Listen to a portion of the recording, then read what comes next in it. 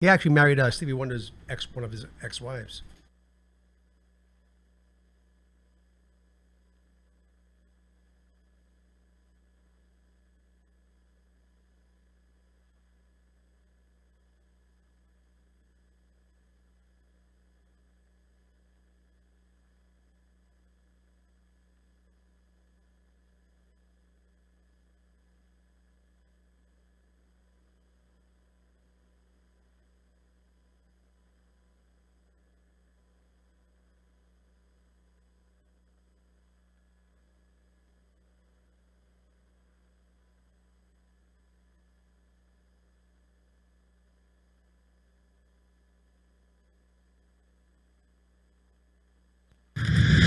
Ladies and gentlemen, here it is, the most listened to radio show on the planet. Even the other stations are tuned in too. 5, 4, 3, 2, 1. We have ignition. Strap in. You're about to listen to The Animal House. Your mother's an animal. Keep the change, you filthy animal. What do you care? You're an animal. You're an animal. Yeah. I'm an animal.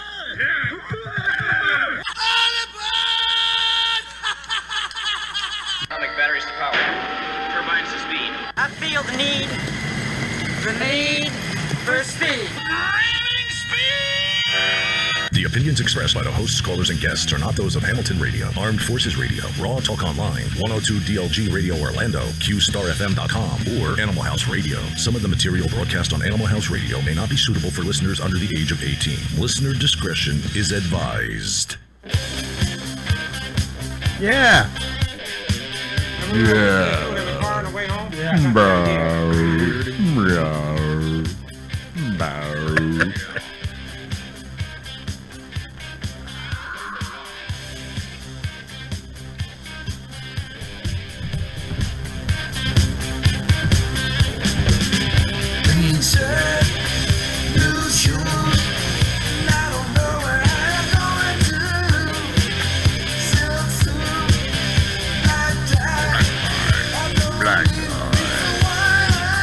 Women like that.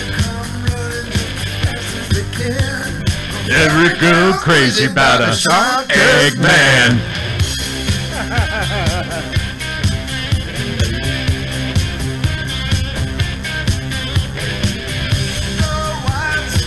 Diamond ring. Not a single thing.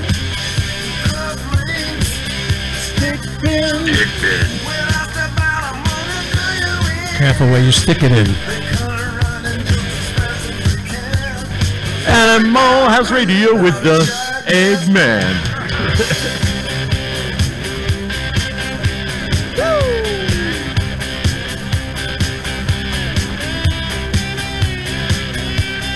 ZZ.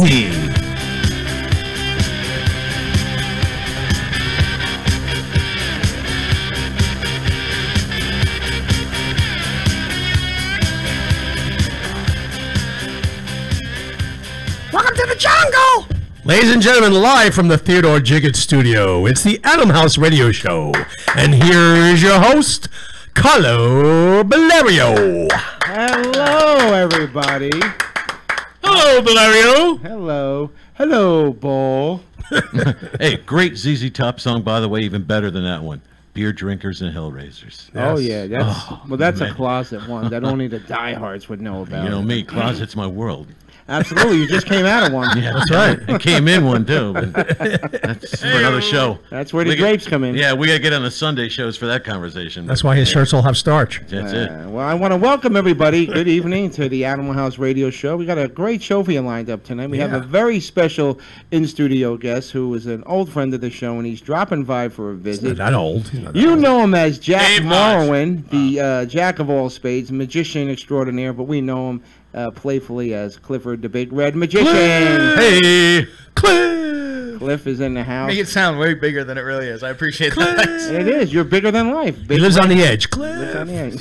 He lives on the edge. I can't. Tonight's show is brought to you in part by Francesca's Italian Deli, 2119 Whitesville Road in Toms River. Number to call, 732-363-5555. And also brought to you in part by Central Termite and Pest Control. Sean Mooney and his family have been serving the Ocean County area for over 60 years with 60 years experience. Please give them a call if you have any kind of pests in your home. If you know nobody with somebody with a bug up their ass, they'll come and take it out. Yeah. And the receptionist answers the phone, Mr. Mooney. And Mr. Mooney, the president, I always bust his balls about that. I go, Sean Mooney, the president of the bank. He always laughs. 732-240-2066. Tonight, we have two special guests. Food, Dave. We need food. We haven't had food in 3 weeks. Yes, we're starving. Yeah, we're starving. Ross, you better get that kitchen straightened out. So tonight we have a very special guest continuing our Love Boat dedication. Last week, if you remember, we had Ted Lange on from the Love Boat. Well, joining us tonight, for all you sick people out there, is the ship's doctor, Adam Bricker, but you know him as the actor Bernie KOPELL. Yes. Joining us in about 6 minutes. Also, later on in the show, drummer for the band Ambrosia, BERLEIGH Drummond's going to be dropping by. Yeah. Please remember to follow us on our social media pages. Facebook, go to the Animal House Radio Show. Twitter is @TheRadioAnimals. Instagram is Animal House Radio, and YouTube, the Animal House Radio Show. Last week, I made a big announcement, and I want to just read it. Tomorrow night, we will be debuting on govsradio.com. Nice. Yes, for those of you who don't know what that is the comedy club, Governor's Comedy Club in Long Island. They've started their own radio station, and they're taking the world by storm. And they selected us to be part of their rollout, and we couldn't be prouder. We'll teach them. GovsRadio.com. Yeah. Tomorrow, we'll teach those. Get those nail breakers. Send some of that storm out this way. It's been hot. Yeah, so go to govsradio.com tomorrow night at 10 o'clock to listen to the Animal House Radio Show. I believe we're going to be putting up the Ralph Macchio interview, which was a great interview. That was good. And putting on the Ritz. Putting on... Oh! And a big hello to all our men and women at home and abroad, currently serving our country in the armed forces, and to all our veterans who have served us proudly over the years. We love hearing from you. Listen to us on Armed Forces Radio. We love hearing from you. Please keep sending your emails. Keep calling in. Just share your story, suggest a topic, drop a line, and we're going to randomly pick emails and read them live on the air. We should do that. We should do that. When is it on Armed Forces? On Thursdays, you said? On Armed Mondays at 3 o'clock and Wednesdays at 3 o'clock. In the afternoon? In the afternoon. And then I think they repeat it at 3 a.m. because of the time change. Right, they do every 12 That's all right. Let's do it, man. A couple of things I got to get to. govsradio.com was a big deal.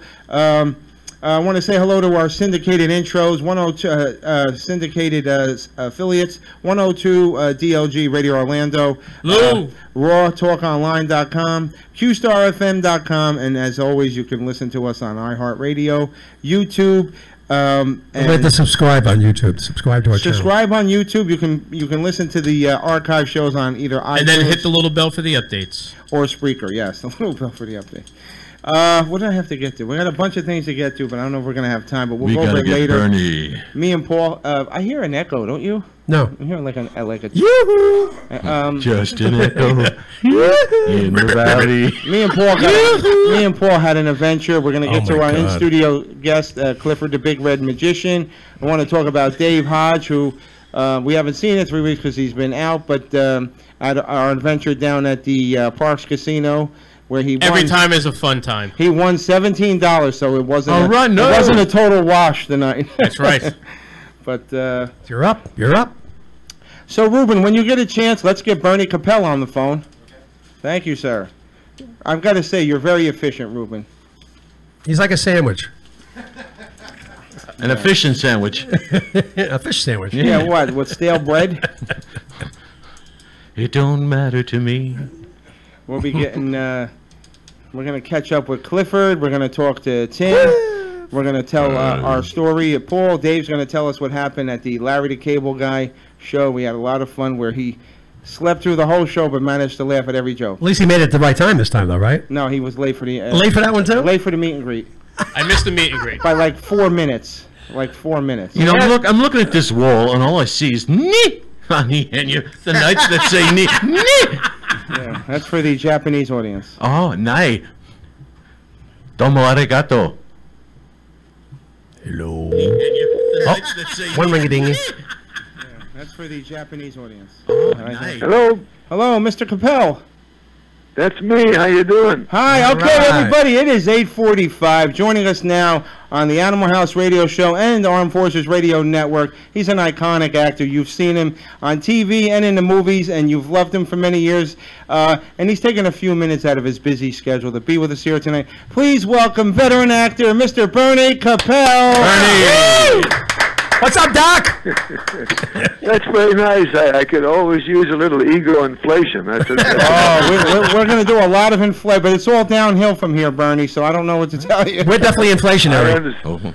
I understand. That it reminds me of my tennis game. It's all downhill. Bernie, I can't... Now, I want to find out what branch of service am I talking to? All of them. All of them. Armed Forces Radio is All of everywhere. them. Yes, you're hitting every... You're Worldwide. The show is carried by all the military bases at home and abroad. Yep. Oh, that's so great. And we all love abroad. And wait a minute. that was my part on Love Boat. I love a lot of broads. The Love Boat. I'll tell you what, though, just to remind everybody that Bernie is a true Navy veteran. That's right. Navy veteran. So thank you for your service. What was your job in the Navy? Well, I had such a good time. It was peacetime Navy, and well, I just want to tell you guys something. You guys in the service right now, when you get out, wear the cap that says the branch of service you were in, and I promise you, people will be nicer to you than you ever imagined. Because I wear, when I fly, I put on my hat that says USS Iowa, and the number of the ship, and everybody says, "Thank you for your service. Thank you for the service." And I got to tell you, my service was sort of non-service. I was a librarian aboard the USS Iowa. So oh wow! So you found yourself in a bind. I hope you get used to that, Bernie, because he's going to be doing it all night. Easy on the no. Binding is when I go to the bathroom, but that's a whole other thing. Bernie, you mentioned. Anyway, I'm going to Parsippany, New Jersey, yes. In October. Yes. Oh yes. And I'll wear my hat on the air, to get on the airplane. Everybody says, "Oh my goodness!" They think I'm even older than I am. I'm actually 85. Oh, and wow. I wear the hat, and they think I'm 95. Well, you sound like you're 21 on the phone. God bless you. Well, I gotta stay as young as I can. I got two young boys. Right. Adam is now 20. He's going to UC Santa Barbara, and Joshie, who is a maniac for the Dodgers. Yippee, the Dodgers! They're on such a roll now. That's cool. He's 16. Little Joshie is 16.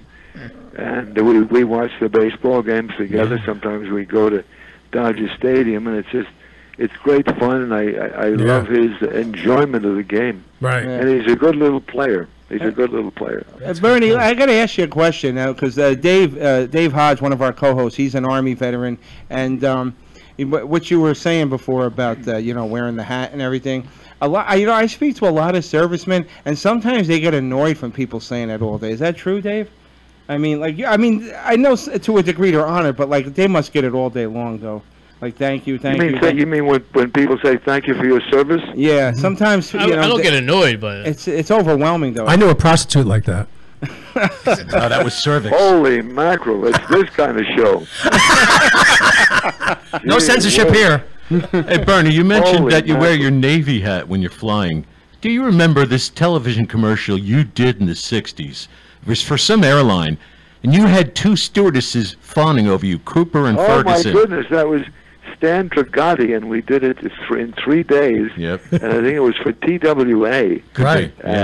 We did it at LAX, and of course Stan had a major, insane, stupid problem. He was a wonderful director, but he went to London one time, and he strapped cocaine onto his legs, and he paid a very large price. It's expensive enough. Professionally and everything else. That's where they got the Midnight Express idea from. Oh man, yeah, really. Made for one hell of a trip. There you go. Wow. That was a humorous little commercial, though, Bernie. It really was. Yeah. Cooper Well, it was and great Ferguson. fun. It was great fun to have those two. One was Joan Van Ark, and Right. the other was Linda wow. Michael John. Right. And that was great fun. And of course, when one cycle ends, you can do another.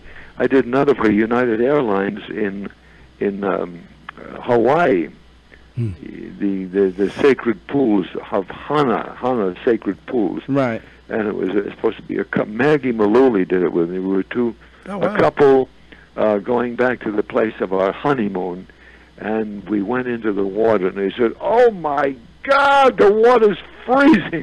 The water was coming down over the from the mountain, and we were shaking. And the director said, "Will you stop shaking?" He said, "You're an actor, for God's sake, fake it. Make believe it's warm." That's too funny. Bernie, let me ask you a question. We all know, Love Boat and Get Smart and Bewitched, but when did it start for you? When did Bernie KOPELL say, I want to be an actor? When did you know that's what you wanted to do? Well, I knew I didn't want to be in the jewelry business, which I really did not care for. That was my father's business, and there was such con jobs, scams, deceit. It just did not make me happy to do that. And he was insistent that I be in the business. I didn't like it. Right. So when I was in high school, an English teacher said, "May we borrow your voice for verse choir?"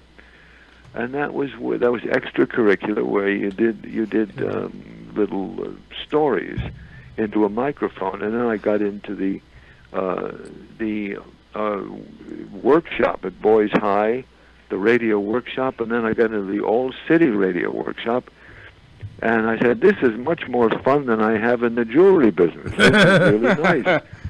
And then I went to NYU, and I had very formal training, how to Shakespeare training, how to be an actor, and that was my beginning. But when I first came out here, my friend Jim Drury, who was the Virginian. Yes. Yes. Okay. Oh, wow.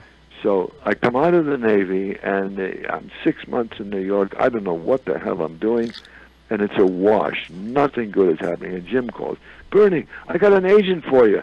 And that's like a magic carpet, an agent. I flew out to California. I got an agent. Oh, my God. So I got these 8x10s in my little resume, and I come to the guy. He said he's going to be my agent. Right. And the guy looks at me, and he said, "Did Jim tell you I'd be your agent?" "How can I be your agent?" He says, You're not handsome enough to be a leading man. You're not ugly enough to be a heavy. I can't be your agent." He said, "Jim had no right to tell you I'd be your agent." Oh, God. Oh, wow. So I killed myself. Yeah, I have to go with all that trouble. I had that kind of determination. I said, "I am going after this. I don't care." And I say to people, I said, I jumped into the pool, not even knowing if there was any water in the pool. Right. So one day, and I had this agent who was so awful. He was so slow. How slow was he? He was so slow, he would send me up for parts that had already been cast. That's how slow he was. So I go to CBS Television City, and I see, as I'm walking in, I see 5 guys who could have been Juan or Jesus or Julio, and I don't even think about it. I go in there, and the casting lady says, "Oh, I'm so sorry. The part you're here for has already been cast." And I said, "Okay," and I sort of schlep out of there. I said, "God, this is not my day." Oh, wow. As I'm walking out, this was a life-changing experience. She says, "Mr. KOPELL, as long as you're here, would you like to read for Pablo?" And I got so pissed. I said, "Okay, I will take up the valuable time of this producer," his name was Buzz Blair, "and read for Pablo." And I said, "How do I do this?" And I'm looking over the script, and I said, "Let's see. Jack Parr has this piano player, Jose Melis, and Jose Menes is going on. I'll do them." I don't know if I could. Right. I go in there. I nail it. I got the part. Now for 3 months of my life, I'm playing Pablo, threatening blind ladies and being mean with a Latino accent.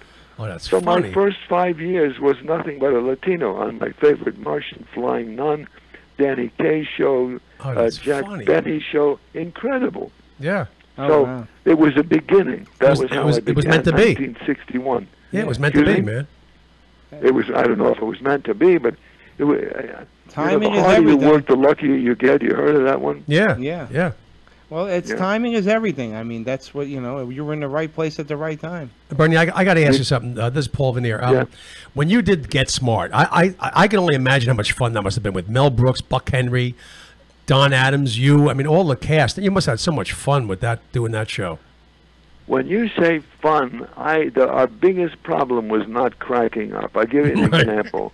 We're in the submarine. I had captured, this is Rub-a-Dub-Dub, 3 Spies in a Tub. So that was just the title of it. It gets better as it goes on. So I am in my submarine. I'm chasing the 6th Fleet, which was ironic because that was, when I was in the Navy, I was in the 6th Fleet. Oh, the Iowa was in the 6th Fleet. So I'm chasing them. I'm looking to torpedo the 6th Fleet, and they're dropping depth charges on my submarine, and the men are getting nervous. Right. So I say to my men in the submarine, "You will not panic until I give you order to panic." So a depth bomb comes almost on the submarine, and I say, "Prepare to panic." Oh, I love that It show. was I just- loved Get Smart. it I was- did. Great show. I Can loved tell you Barbara something? The Feldon. last one we Oh, did yeah. was in 1970, Right. and it's still playing around the world, especially in Australia and New Yeah. Zealand, Yeah. and all over the place because it's still funny. Yes, it is. It's I would love to still see that. Funny. You know, Oh, they, it just- they you know, they replay a tremendous lot of fun. the old stuff, you know, like on Me TV, but I don't see Get Smart. Yeah, it's on Antenna Antenna TV. TV. Is Yeah. it real? Okay. Yeah, I watch it. Yeah. Bernie, Sometimes with, on Decades. Bernie, with the Get Smart, did they, with an ensemble cast like that, did they allow ad-libbing a lot, or did you have to follow the script? No, you don't ad lib, but if you come up with an idea that they like, Right. they'll use it. But you cannot fool around with Right. something because it may not work. Right. But anyway, talking about Get Smart, when I go to Parsippany, New Jersey, Right. Barbara Feldon, beautiful Barbara Feldon, who was Agent 99, is Right. going to be there with me. Oh, and the entire- great. Nice. We're the there. entire Love Boat cast. Oh wow. Yeah, we're going to We'll be be there. in We're going to be there for that. Parsippany. Oh boy, boy. Yeah, I Hey, actually, well, where are you guys now? we're in New Jersey as well. We're The down, Trenton area. yeah, down near Princeton. Trenton. Yeah. I forgive you. That's not a problem. We don't live here. We just do the show here. I actually tried to get Gavin on, but his reps didn't get back to me. I was going to have the both of you on tonight. Oh well, I got to tell you about one thing about being in the Navy. One of the places we visited was Guantanamo Bay. Right. This was in 1956. Right. So we're sitting at Guantanamo Bay. You know, this was an agreement that the United States had with Cuba, that we had we leased Guantanamo Bay. So we're sitting there looking out at the bay. It's a beautiful tropical night. We're drinking Cuba Libras, and it's lovely rum and Coca-Cola, and looking out at the bay. And one of the guys says, "You know, there's some schmuck up in the hills over the country." And we laughed. I said, "If he even tries it, we'll squash him like a bug." That was Fidel Castro. So we didn't squash him. He took over Cuba for, wow. 50 or some odd years. Yeah. Right. But Cuba was those islands, those tropical islands are so beautiful. And Yep. the Cuba Libras are not too bad tasting either. Hey, you know what, Bernie, for the both of your shows, the Love Boat and Get Smart, and I asked this of a lot of the retro stars that we have on. Besides the obvious talent of the cast on both shows, what do you think the appeal was? That you know what? Because I don't, and I'm not knocking the shows today. There's only a handful of shows that are really like reminiscent of back in the day that have that oomph in it. What was the appeal for that made American fall in love with them? Well, let me go back to Get Smart. First, there was what was the James Bond thing? Okay, the Right. James Bond. So then was The Man from U.N.C.L.E. Right.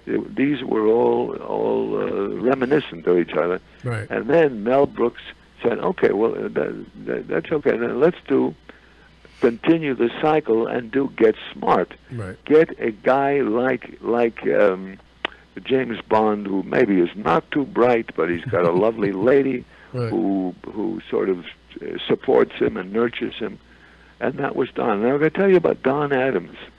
Don Adams was a Marine. If there are any Marines listening, God bless you guys. Right. But the bullets didn't kill him. This is during World War II. But the damn cigarettes killed him. Yeah. Yeah. And if any of you guys are smoking, stop it, because whatever pleasure you get out of smoking is not worth your life. You can write that down. Yes, that's doctor's orders. That's doctor's orders. Yeah. But yeah, we don't smoke. No, not at all. But good. I'm sorry, Dave. Go ahead. How you doing, Bernie? It's Dave Hodge here. Hi, Dave. How are you? Pretty good. I just wanted to say I'm glad to be a part of the same fraternity as you, Magnum Pi. From one of my favorite episodes of Boy Meets World. I remember seeing you guys on there. Oh, gee. I've done so many. I've been so great. My attitude is gratitude. I've done so many shows, and I never take it for granted, because when I first came out to California, I drove a taxi. I tried to sell Kirby vacuum cleaners. I was a stock boy. Right. So I have a balance. Right. I'm just so grateful that I entered this business and maintained in this business. I'm still working. Right. I'm still working. I did a Hawaii 5-0 about a month and a half ago. Wow. Playing a concentration camp survivor, and very poignant, very sad. Right. And the story there was that when I was in Auschwitz, my brother and my sister and myself were in Auschwitz, and the little commandant who was in charge of our barracks took us outside of the barracks with a gun and said to me, "You pick out either your brother or your sister for me to shoot, or I will shoot all of you." Right. So I had to make a choice. Right. This was so poignant.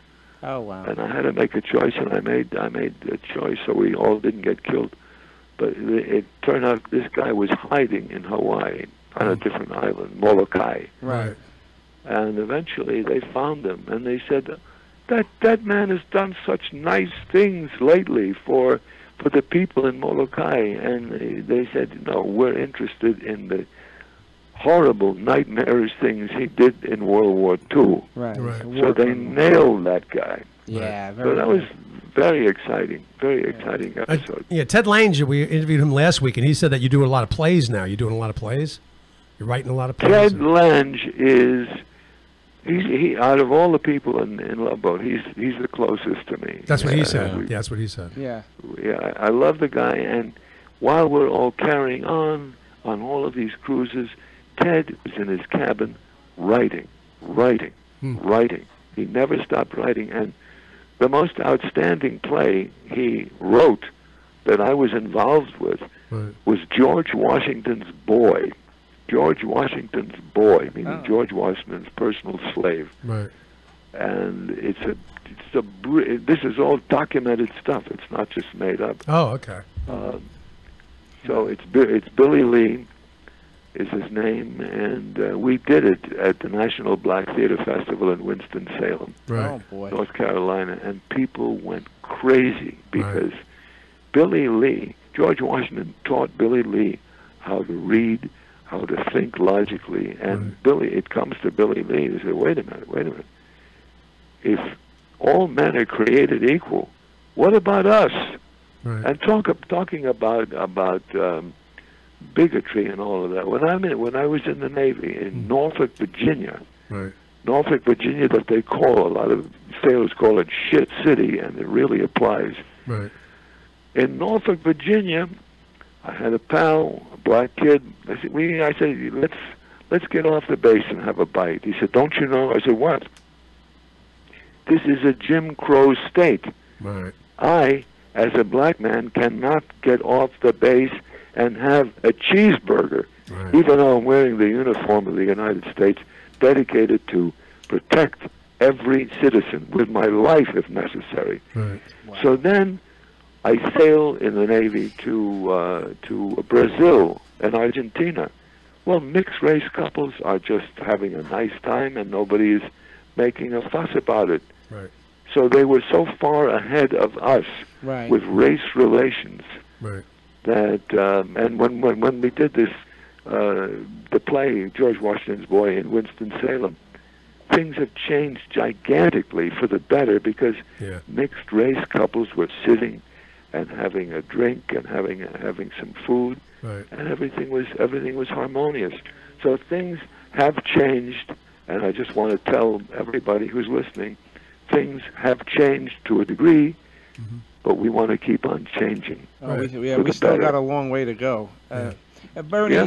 let me ask you, for a show like The Love Boat, and we've had a couple of celebrities on, like for example, we had Burt Ward on, and the popularity of Batman, all the celebrities in Hollywood were dying to come on. I mean, they didn't even have to go and seek people out. People were dying to get on the show. Was that the same thing that happened with The Love Boat? People wanted to, were like, this, all kinds of celebrities were coming out of the woodwork. Also, please put me in an episode. You have no idea. You have no idea. Aaron Spelling was such a prince. When I say he would pay guest stars more than he had to contractually. Right. He would give these guest stars these lovely cabins on the ships, and everybody we had Academy Award winners. We had Ray Milland, Right. who won the Academy Award for Lost Weekend. Yeah. We had everybody. Eva Marie Saint. Yeah. On the waterfront. We had Shirley Jones, Yep. who won the Academy Award for Elmer Gantry. Yep. Ernie Borgnine, who I would... Marty. Oscar Ernie winner. Borgnine was such a sweetie pie. I'd see him at the bank. He said, "Hey, Bern, how you doing? I'm 93. You want to laugh, So, Bernie? We were the last people to interview Ernest Ernest Borgnine Borgnine. before he passed away. Yeah. What a lovely human being. What a sweet... Great I kid. did McHale's Navy. So Right, that's right. Because of him, I got a sort of a whiplash thing, and I was a bad guy. I was a major or a colonel, and I was chasing him, and he said, "Bern, I got a great idea for you. You know, when you bang on the door comes off the hinges, and as you're banging on the door, fall with the door right down to the ground." And right now, I said to myself, if I do that, I could hurt myself. He said, go ahead. Am I going to argue with an Academy Award winner? I did it, and my neck has never been right since. Oh. This was a long time ago. You got the door prize. I love the guy. I love the guy. He was a sweetheart. With Dave, you had a question? Gap tooth smile. Right. Yeah, Bernie, it's Dave Hodge again. Quick question about all Yeah, those Dave. guests on the Love Boat. Did you have a favorite one? Oh, did I ever? Uh-oh. I get this script that a woman I thought I was a woman I was married to. I gave her $500. I said, "Here, give it to a lawyer and get a divorce," because we had great sexuality, but we really didn't get along all the time. I said, "Oh, this script is so good." Right. So I said, "Who is going to play Samantha?" I called up the office and I said, "Juliet Prowse." I said, Oh, my yeah. God. The legs. Come on. The legs. Oh, And God. For days. I've had this. My wife just passed by, so I can't really say this. Yeah. Oh, she was so. I had a crush She was on nice. her forever. She'd gone with Sinatra, one of my idols, and Right. she was so beautiful, and the most astonishing legs. That's right. So we That's had right. we had this scene in bed, like she's on the ship. She never did get a divorce, and now we are making whoopee. And just before the scene. Now you do these scenes. It looks like an intimate thing. Then, Right. but there are 50 people around with the Exactly. camera department, the sound department, hair and makeup, and she said, "Bernie, you know, Charles Boyd." She starts to tell me a story, and I say, "Come on, what do you want to tell me a story?" I hope that my hairpiece doesn't fall off. I hope I can remember what I'm supposed to say. She says, "You know, Charles Boyer had this scene with a very beautiful lady, and just before the scene, Charles Boyer said, 'You know, sweetheart, if possibly during this very sexy scene, I get, how you say, aroused. Nice. Forgive me, please. If possibly I don't get aroused, forgive me, please. But she was lovely. She was beautiful, yeah. I can imagine. Sweet. I love Juliet Prowse. I loved her. Oh, she was gorgeous. ahead, She was Dave. gorgeous. And tragically, she died of pancreatic cancer Right. Yeah. Right. a few years afterwards. But it's a beautiful memory. Yeah. Dave? Yeah.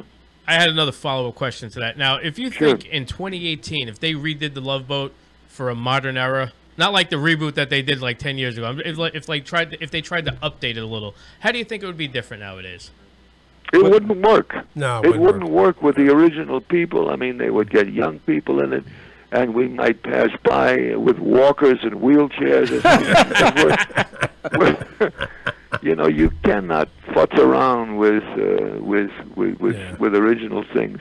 Very few redos ever do well because it's a different time. I don't It get is a it, Bernie. different time. I mean, Plus the chemistry, yeah. I'm just an audience. I'm just a person who watches, a viewer, and you know, and it's just, you know, I grew up watching these shows, and I believe that lightning's not going to strike twice, and you know, they're doing all these reboots of all these shows, and I'm sitting here. You mean to tell me that there's not somebody in Hollywood somewhere, a young writer that has a fresh idea that they got to reboot Magnum PI, Will and Grace. Will and Grace. They're all great shows in their time. You know, I don't get it. Like, you know, leave it alone. Don't mess with classics. Don't mess with I classics. have a theory. When I first entered television in 1961, there were 3 networks plus DRUMMOND. Right. Now you got hundreds of them, and they gotta fill them up. They gotta fill them up. There was a show that I did last week called Better Things. Right. I'd never even heard of it. I said, well, this must be a pilot. So I get a part in there. And I said, what, is this a pilot? They said, oh, no, this is the 7th episode. I had no idea where it was. I did it. I had fun. I liked to work. But I said, what the hell's going on here? Yeah. There are so many stations, so many channels that you can't keep up. You can't keep up. There are hundreds of channels. So my kid and I like to watch the Dodgers. We know what channel that's on, and it's great. Right. But it's hard to keep up. It's hard to know what the hell is on. And you just say, well, nothing ever stays the same. Nothing ever stays the same. Right. Tim, you had a question? Yeah, Bernie, what are your memories of working with Ted Bessel? He was one of my favorites as a child, and I know That Girl was obviously a classic show. I was doing That Girl. That sounds worse than it actually is. Yeah, don't let your wife walk by again. No, not in this part of Honey, Jersey. I'm only kidding, sweetheart. I'm kidding. I want to get off the couch tonight, if you follow my drift. Yeah. When I was doing Get Smart, I was doing That Girl at the same time. Sometimes I do both in the same week. It was a very schizophrenic period for me. Right. So I said, oh my goodness. Ted Bessel was an insecure actor, just like all actors are insecure. And he'd say, Bernie, did you go to Daly's? I said, yes, I went to Daly's. Did my eyes look like they were too close together? I said, no, you look fine. Actors are always worrying about what they look like. Right. Me, I don't care because I'm a character actor. Who cares what a character actor looks like? You know, by the way, on Bewitched, which was also tremendous fun, and everybody had a crush on Elizabeth Montgomery. She was gorgeous, head to foot. One time she says to me, and I'm playing. By the way, my favorite was when I played the 100-year-old apothecary. It was 2.5 hours in makeup. If I did it today, I'd sit in the makeup chair, and the makeup guy would say, "What do you need? You're fine." But anyway, Elizabeth comes up to me. I'm playing the hippie with the big afro, and she says, "Bernie," whispers in my ear, "would you like a drink?" This is while we were shooting. I said, "But we had a little break." So I said, "With you?" She said, "Yeah." I said, "Great." So I go into her dressing room and I have a drink with her, and she says, "What do you want? Would you like another?" I said, "Yeah, well, sure. Hey, well, fine. As many great." as it takes. And then it hits me. I said, "You idiot!" I said to myself, I said, "I have other scenes to do later on today, and I'm a little schnockered." And I said, "Oh, this is my last day in the business." So I had 14,000 cups of coffee, and I was okay. But I mean, that's a very foolish thing to do, is to drink when you have more things to do, because the camera picks up everything. Well, she could have just switched the nose, though, made you sober. She might have done that, but I don't think it would work in the light of reality. But she was gorgeous, and again, she died of cancer. I know. So maybe show business is destructive to some people. I don't know. We actually had the daughter on, Erin Murphy, who's very full grown now and very, very attractive, and she's the sweetest pie, and she, used to tell us behind the scenes stuff. It was just amazing. Bernie, you had an amazing career. Is there anything? Please don't put that in the past tense. Okay? No, I stand correct. You have an amazing career. Is there anything left that you still want to do? Like, do you have a bucket list career-wise that you still feel you need to do or would like to do? I just want to keep working. Right. I just want to keep working because it's fun, and I got 2 kids. My 20-year-old boy and my 16-year-old boy. I got to feed these little characters. I got a lovely wife who is not passing by at the moment, and she shut the door, and now God knows how it's going to be tonight. But anyway, I just want to keep on working. Because well, you're definitely potent. Sorry, what? You're definitely potent. What? I know you said something, but I didn't know. I said you're definitely potent. Yeah. Well, here I am at the age of 85, and I got these 2 young kids. Right. God bless you. And well, she's very young. She's 14, my wife. No. It's a school night. It's a school night. Keep her eye on Trump's Twitter now. Make sure she does her homework before she goes to bed. Oh, yeah. No, she's wonderful. She's wonderful. She's even taking piano lessons. Oh, wow.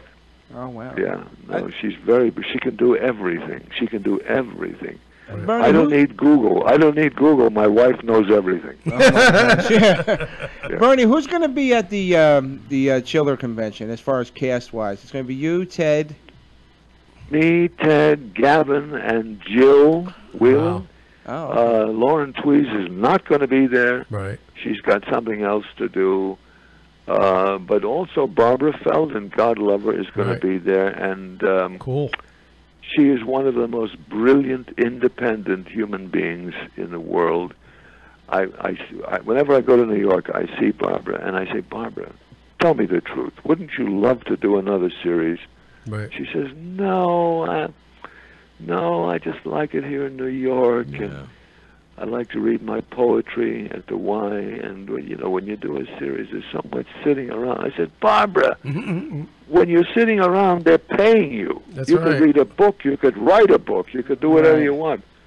She said, "No, I don't want another series." Yeah, she doesn't have the drive to do it anymore, that's all. She wrote a book, Right. Living Alone and Loving It. Oh, wow. I can't wait to the Chiller. I'm dying to just walk up to you and shake your hand. And we can't wait to see you. I've enjoyed you. I can't wait. When you come up to me and want to shake my hand, I will say to you very lovingly, "Get out of my way." Get off the boat. I'm kidding. No, that's going to be great fun. It's going to be. I did it once before, and it was lovely. People come from Pennsylvania. They come from New York. They come from upstate, downstate. Yeah.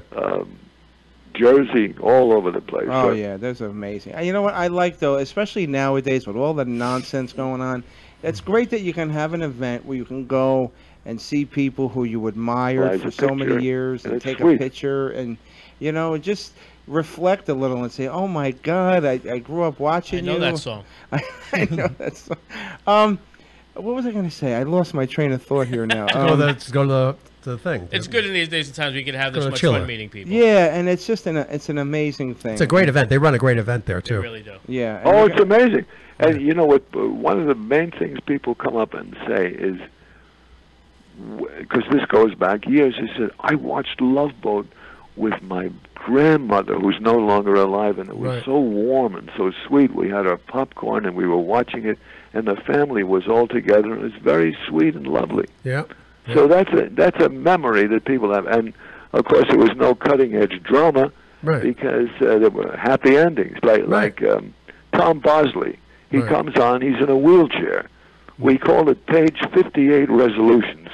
Mm-hmm. On page 58, he's been in the wheelchair the whole time with some disease. He doesn't even know the name of it. Mm-hmm. And all of a sudden on page 58, he stands up. Right. He said, what happened? He said, they cover the illogic, and they say, it's a miracle. He stood up. Oh, boy. You know, But when we spoke to course. Ted last week, it was funny because I had asked him about, at the time they were shooting Love Boat, he was 30 years old, and they gave him Janet Jackson as a love interest, and she was 17. I was like, Ted, in New Jersey, 17 will get you 30.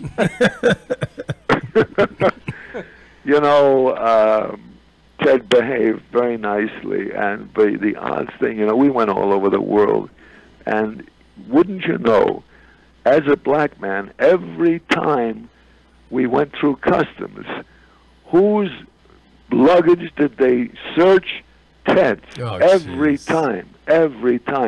And he was such a cool guy. Right. He just stood back and said, hey, knock yourself out. Please go right ahead. Right. Oh, well, see, But that's this class. is one of the things in our country. They do this strange thing. They suspect black people, and it's not very nice. No. It's not very nice. Nope. No, it's not. Meanwhile, you had all the coke strapped to your leg. Why bring that up now? No statute of limitations. Yeah, the coke sniffing dog just latched onto the leg, and it was all over. I mean, Stan Dragati was so brilliant. He was such a marvelous director. Couldn't he understand that once he goes through that thing where they a metal detector, doesn't he know the damn thing is going to go off and they're going to search him? So he had to go to. He went to jail in London for doing that. It was just a very careless thing. Yeah. And I'm so sorry that happened because he was a marvelous director. Right. Yeah. I'll tell you what, Bernie, I can't tell you how amazing it was to speak to you. I mean, I could sit here all night with you, and I would love to do down the road a part 2 with you, and anytime. What makes you think I want to sit around with you for such a long time? He doesn't want to sit around me. Doesn't want to shake my hand. I was never that crazy about you to begin with.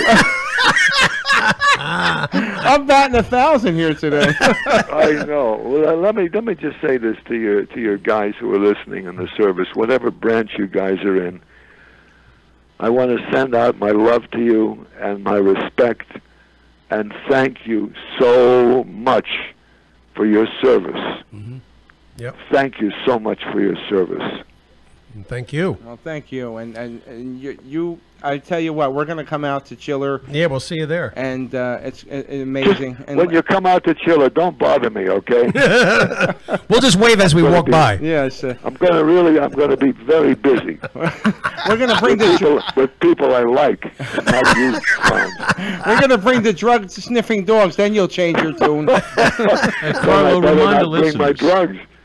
Yeah. Thanks for the warning. I appreciate that.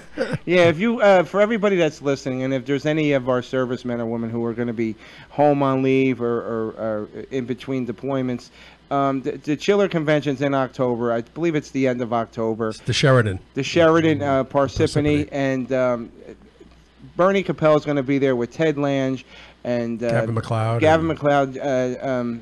Jill Whalen, and Barbara Feldon, and a whole slew of these actors and actresses that you grew up watching on TV. It's a good time. Yep. Go out there and say hi to Bernie and say, hey, I heard you on the Armed Forces Radio, and and he'll tell you, get out of my face. Hey, Bernie, and bring some cash. Hey, Bernie, could you do us a favor and do a station ID for us before you get off? Okay, sure. Just introduce yourself any way you want, and then say you're listening to the Animal House Radio Show on the Hamilton Network. The what network? It's too much. Yeah, Animal House Radio Show on the Hamilton Network. Okay. Anytime you want. Hi, this is Bernie KOPELL. You're listening to the Animal House Radio on Hamilton Network. Perfect. Thank you so much, Bernie. God bless. Anytime you want to come on, you have an open door, my friend. Thank you. This was a lot of fun, guys. A lot of fun, and it was a lovely thing that we're doing for the guys who are risking their lives to keep us safe. Well, you've made them forget where they are for a little while, and you brought fond memories to them. So we thank you as well. Yes, thank you. All the best to Cooper and Ferguson. Okay. Thank you. All the best, guys. All the best. Too. Okay. Bernie KOPELL, give him a round of applause. Yay. All right, we're going to take a short break. We'll be back with more show. Don't go nowhere. This is the Animal House Radio Show. Okay, guys. Thank you. It was fun. I always make them short because they Thank always you, Bernie. Thank you. Okay. Bye now. Bye. It's much easier for them to remember. Hi, we're the Goo Goo Dolls. We're fortunate that our daughters have what they need to grow and learn. But that isn't the case for nearly 13 million kids in the U.S. that struggle with hunger. Childhood hunger is a heartbreaking reality that Feeding America is working to change. Each year, the Feeding America network of food banks rescues billions of pounds of good food that would have gone to waste and provides it to families and children in need. You can help kids in need in your community by visiting feedingamerica.org. Brought to you by Feeding America and the Ad Council. As an 18-year-old, I let my mistakes kind of take over my life. I was 0.5 credits away from completing high school, and I didn't do it. 10 years later, at age 28, Jackie finished her high school diploma. When I found out that I was pregnant, I know that I had to do something for myself if I wanted to make her a better person and provide a better life for her. My family never stopped pushing for me to be better because they knew what I could become and who I could become as a person. My support team is amazing. The educational director, my sister, and even my 7-year-old daughter has just been more than the support that I could ask for. I've been given an opportunity, and I'm just thankful for it. No one gets a diploma alone. If you're thinking of finishing your high school diploma, you have help. Find free adult education classes near you at finishyourdiploma.org. That's finishyourdiploma.org. Brought to you by the Dollar General Literacy Foundation and the Ad Council. It only takes a minute to find out if you may have prediabetes, and you can do it at doihaveprediabetes.org. But you're probably not going to. Nope. I'm sure you've got a perfectly good excuse. Kids, work. I get it. You're busy. So what better time than now? Let's begin. Raise one finger if you're a man. Ladies, none yet. Oh, count in your head if you're driving. Now, 3 more fingers for everyone over 60, 2 over 50, 1 over 40, 1 more if you're not physically active, another finger if anyone in your family has type 2 diabetes, another if you've got high blood pressure. If you're overweight, raise another finger, 2 if you're very overweight, and 3 if you're really overweight. You've just taken the world's first audio pre-diabetes test. And if you're holding up 5 or more fingers, visit doihaveprediabetes.org or talk to your doctor. There's no excuse because prediabetes can be reversed. Brought to you by the Ad Council and its pre-diabetes awareness partners. Hey everybody, Rachel Ray here. Nothing brings a bigger smile to my face than cooking up a big meal for the whole family and lots of friends. But there's not enough room at my table for the 17 million kids in our country who struggle with hunger. That's why the Feeding America nationwide network of food banks collects surplus food to give hope to hungry kids. But they can't do it without your help. Support Feeding America and your local food bank at feedingamerica.org. A message from Feeding America and the Ad Council. Every day, the men and women of the United States Marine Corps demonstrate their commitment to defend the American way of life.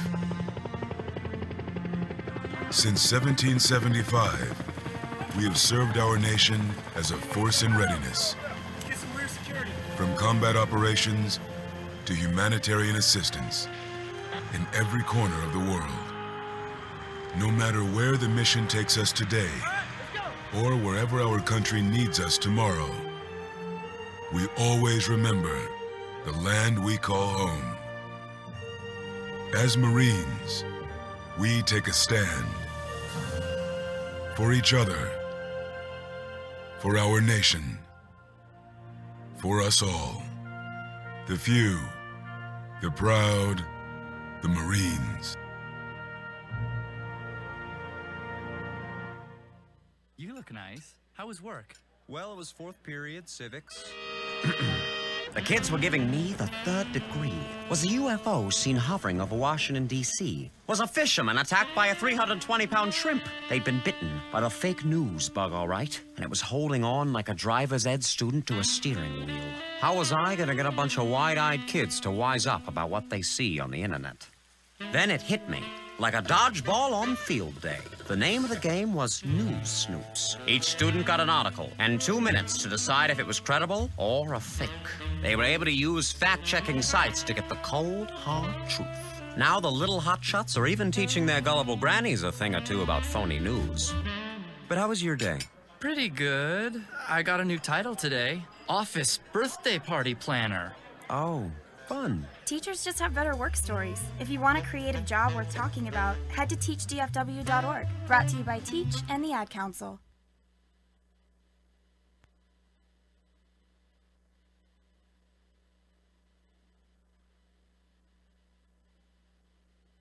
General public. I got lost in the time. All right, we are back here. Yeah, on that was the great Animal interview. House He was Radio. great. That was great. I really. He's a good guy. You know what the best part about these shows is, and watching like my stepsons.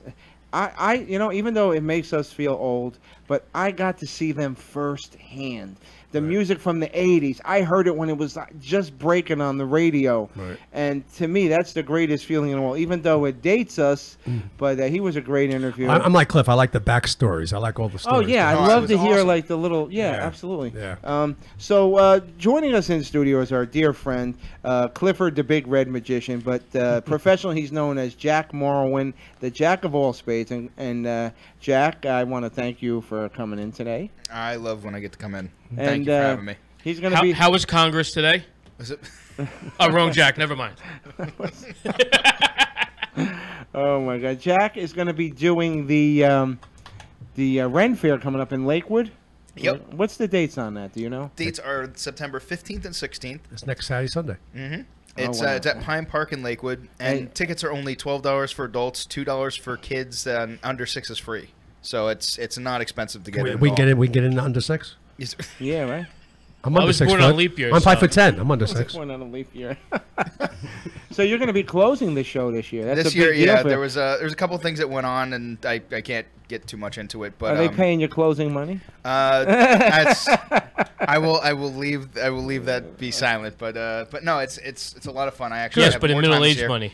Now you're going to be doing, that's actually where I met Cliff at the Ren Renaissance, Fair. right? And so you're going to be doing something totally different this time, right? This year I am, because I took on a persona of a wizard at a Ren Fair, and because I'm closing, and they are integrating a couple different things. They have where you can kind of dress up as like they had a time traveler day, so Right. people dress up in the steampunk thing, and that's my whole. Right. You guys have seen the outfit, so right. I said, well, if we get to do that, I said, then I'm going to be me. Right. So I'm gonna perform a bigger style show similar to what I've done. People have seen me at Six Flags. So you can be naked. Yeah, no, that's the late show. That's after the park closes. That'll close the show, all right. That's. Where'd that card go? I don't know how we hide them. Try to find it. No sleeves. And then he pulls out the bouquet. Hey, remember, Cliff, remember the first time we had you on the show and you were doing tricks live on Facebook, and then Jerry Petito got like all nasty when she couldn't find where you did. She goes, I know where it is. Hey, she couldn't find it. Well, that's the thing is, and people who are, and I love Jerry, and the thing with that is people want to be a part of it. And there are those that want to be a part of it just because they can't stand the Being puzzle. fooled. They don't like being And the fooled. thing is, that's why I don't present it in that way, because I don't like the magicians that do it, and it's you have to be superior, and they get a complex. And not every magician. Matter of fact, most of the magicians I've met are not like that. Right. But like they said in the movie Now You See Me, the original one, they said, love that movie. great movie, and they said, the magician has to be the smartest person in the room. And I went, that's not true. I've never been the smartest person ever. The only time I've been the smartest person, I get mad because there's no one else for me to prove it. So there's no... the thing is, you have to be able to interact with your audience in a way that they're going to actually want to watch what you're doing. Right. And I want to present it more in a way of, hey, come check out this cool thing, not, hey, there's this puzzle you have to figure out, or I can do this and you can, and I don't want to get this over on you, minion. Yeah, and I've seen magicians that do that. Like, haha, I got you. Like, no, that's not why you learn. This is an art. It's a performance. Right. You're not entertaining people by necessarily making them feel lesser. What was the most problematic audience member that you've had, or what they did? They were just, I mean, not even the fact that they were drunk, but they were just like pissed off that they couldn't figure out what you were doing, or it was this guy Dave Hodge who kept asking him to make the student loan debt disappear. The most problematic, because you could deal with it, dealing with a heckler, and sometimes it actually it'll improve the show, sometimes it doesn't. Right. It depends on how we as performers, comedians, how do you handle it though personally? Like, it's definitely situational. Yeah, there was exactly. there was a one situation where I couldn't. Six Flags wanted to change the show, and I tried to refuse, but it was their venue. There was the show was written a very specific way. In the very beginning of the show, I borrow a ring, I vanish the ring.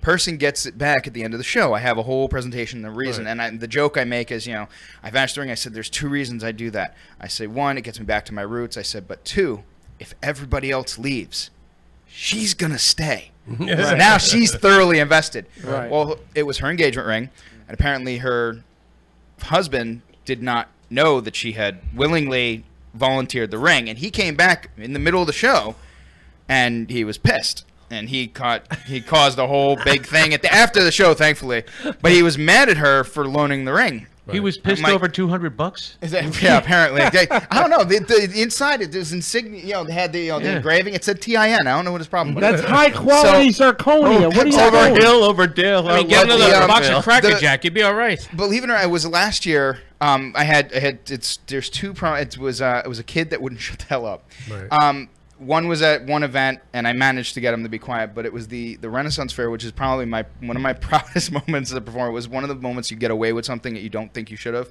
Right. And I do. I might have even done it here, where I have the ropes that tie around my neck. They pass through my neck, and what I do is the ring that I vanish appears tied on the knot, tying the knot. Right. So this one kid, he wouldn't shut up, and I kind of ignored it. His parents told him to be quiet. Other people, and this kid wouldn't be quiet. So I get the ropes, and before I do the whole thing, I say, if you see this, do not, don't attempt this at home. This is about serious. I don't want you to go home and like tie ropes around your neck. Be like, well, I saw the magician do it. Like, no, you didn't. Don't do this at home. It could be dangerous. So I get the ropes. I'm tying them. My neck is getting tighter. My face is turning red. The kid is going, it's not around his neck. It's not around your neck. I said, yeah, no, because the tightening of my skin doesn't prove that. People on the stage holding rope like, no, it's around his neck. His parents going, it's around his neck. Shut up. So I stopped. I said, hey, remember the part where I said, don't do this at home? Oh, no. He goes, yeah. I said, forget I said that. As soon as you go home, immediately try to do this trick. Oh, God. The whole fair lost it. The parents are laughing at the kid, and I went, well, if the parents are laughing at you, I just got away with that. So that was, and again, that was situational. Would I say that under, I was able to understand, the audience would have understood it was a joke. I really don't want anyone to get hurt, but you handle it in that way. I have a solution for problematic kids. Kid was all choked up. Fairs. Benadryl lollipops. You ever see the nap time spray? The ad for nap time spray? No, what is that? It was a spoof commercial. If you look up on YouTube, nap time spray, and they're spraying it, and the one goes, and doctors can recommend it, and the one doctor goes, this is chloroform. Nap time spray. It shows the parents spraying a rag, covering the kids. They'll go in and nap instantly. The Joker used to use that. Tim, you use chloroform, right? Oh yeah, many a wife. Smell my new girlfriend. Hey, tell me how this smells. Yeah, like so I'm never glad. Mind, never mind. Does this smell funny to you? We haven't seen you in a while, so I'm glad you came in. No, I miss being here. It's a little. I was like, there's people not here, and then Yeah, it's always different. Every time you come in, it's like it's pretty soon the stuff's gonna be on the ceiling and. It's going to be crooked like the Batman hideaways, the criminal hangouts. We all customized. Before you know it, we'll be in the new building. So I got to tell you a funny story. About 3 weeks ago, we get tickets, because Larry the Cable Guy was on our show. He's a great guy. So me, Dave Hodge, and Paul, No Filter Paul, we go down there. And I got to tell you something. Dave... I admire him in so many ways. Number one, because he served our country. Number two, because he's a super dad. He's got to play both parents. He makes sure his kids are fed. He works a full-time job. He's if there's a comedy show, he's there. I don't know where he gets his energy from, and he takes care of his kid, and I admire that. So I said, you know, we got to be at Parks Casino. The first time we went there, I said it's in. I gave him the address. I said whatever Bethlehem. He goes to where? Well, no, the first time all you Ben said was Salem. the casino. You went to I'm the like, wrong oh, yeah, place. Casino, Pennsylvania. I know where to go because I was just by the one in Bethlehem, like a week before that. So I'm he like, comes oh, in with perfect. I know halfway the exactly show's where almost to go. done. Yeah. He's going the opposite way. I said, I texted him, I said, Dave, where are you? He says, I'm on 78. I'm like, 78? That's the opposite way. The casino was in Ben Salem. So he must have saw that when I texted him and just, you know, looked at it real quick and said, okay, Bethlehem. So he's like halfway the other way. He's in central Pennsylvania. We're in southern Pennsylvania. We were going to see Ron White. And But you know, after that, I had no traffic. Yeah. So he gets to Ron White with about 15 minutes left of the show. He gets to hear the Mamie Eisenhower joke. Right. And luckily, because Ron does his meet and greets at the end of the show, we got to say hello. But we're waiting. Now, the Larry the Cable Guy, he did it before the show, and there was only like 8 people in the whole meet and greet. Wow, And that's all? Yeah, it was a low key. It wasn't. He surprising. wasn't really doing them, but because I'm friends with Maggie and he's been on the show, they extended us a courtesy. So Dave gets there like me and No Filter Paul just had walked out. Once you're out of the meet and greet, you're not getting back in because that's it. They disappear. And I was like, and I even tried to ask the guy to go back in, but he couldn't do it. So Dave goes, Paul, you're a computer wizard. Can you Photoshop a picture in with me? Why not? It worked a shot, right?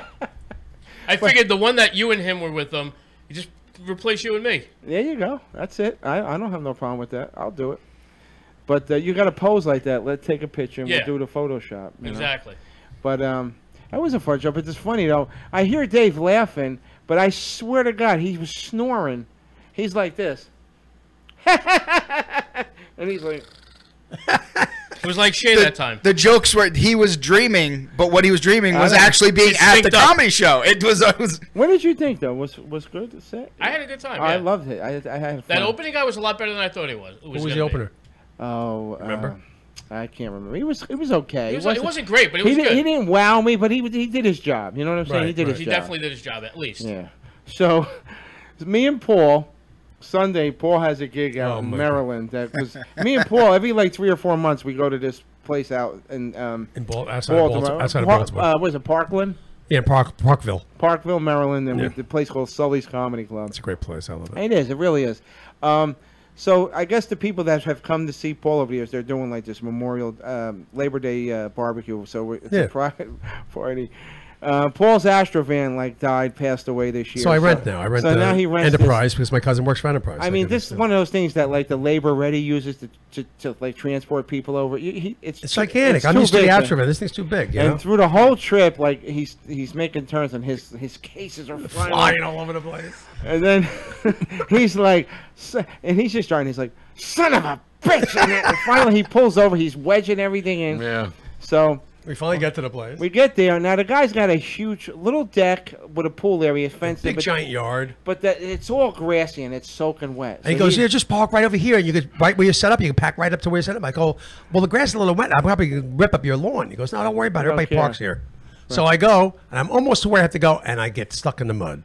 And I can't get out. I'm trying to rock it. I can't. It doesn't even move. I'm just getting deeper and deeper. It's like a turtle on its back. It ain't going nowhere. So Jim, the guy who hired me, goes, well, I'll push you out. I go, okay.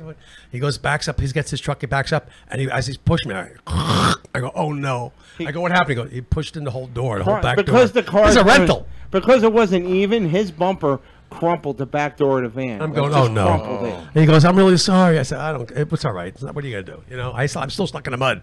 So he gets a rope. Yeah. He gets a rope, ties it to the thing, and then goes under the truck. He pulls it, and the rope breaks. It snaps instantly. I'm still stuck in the mud. So he goes. My wife has a chain in the car, so he gets a chain, and he pulls me out. He pulls me out a little bit backwards, you know, and I get stuck in the mud again.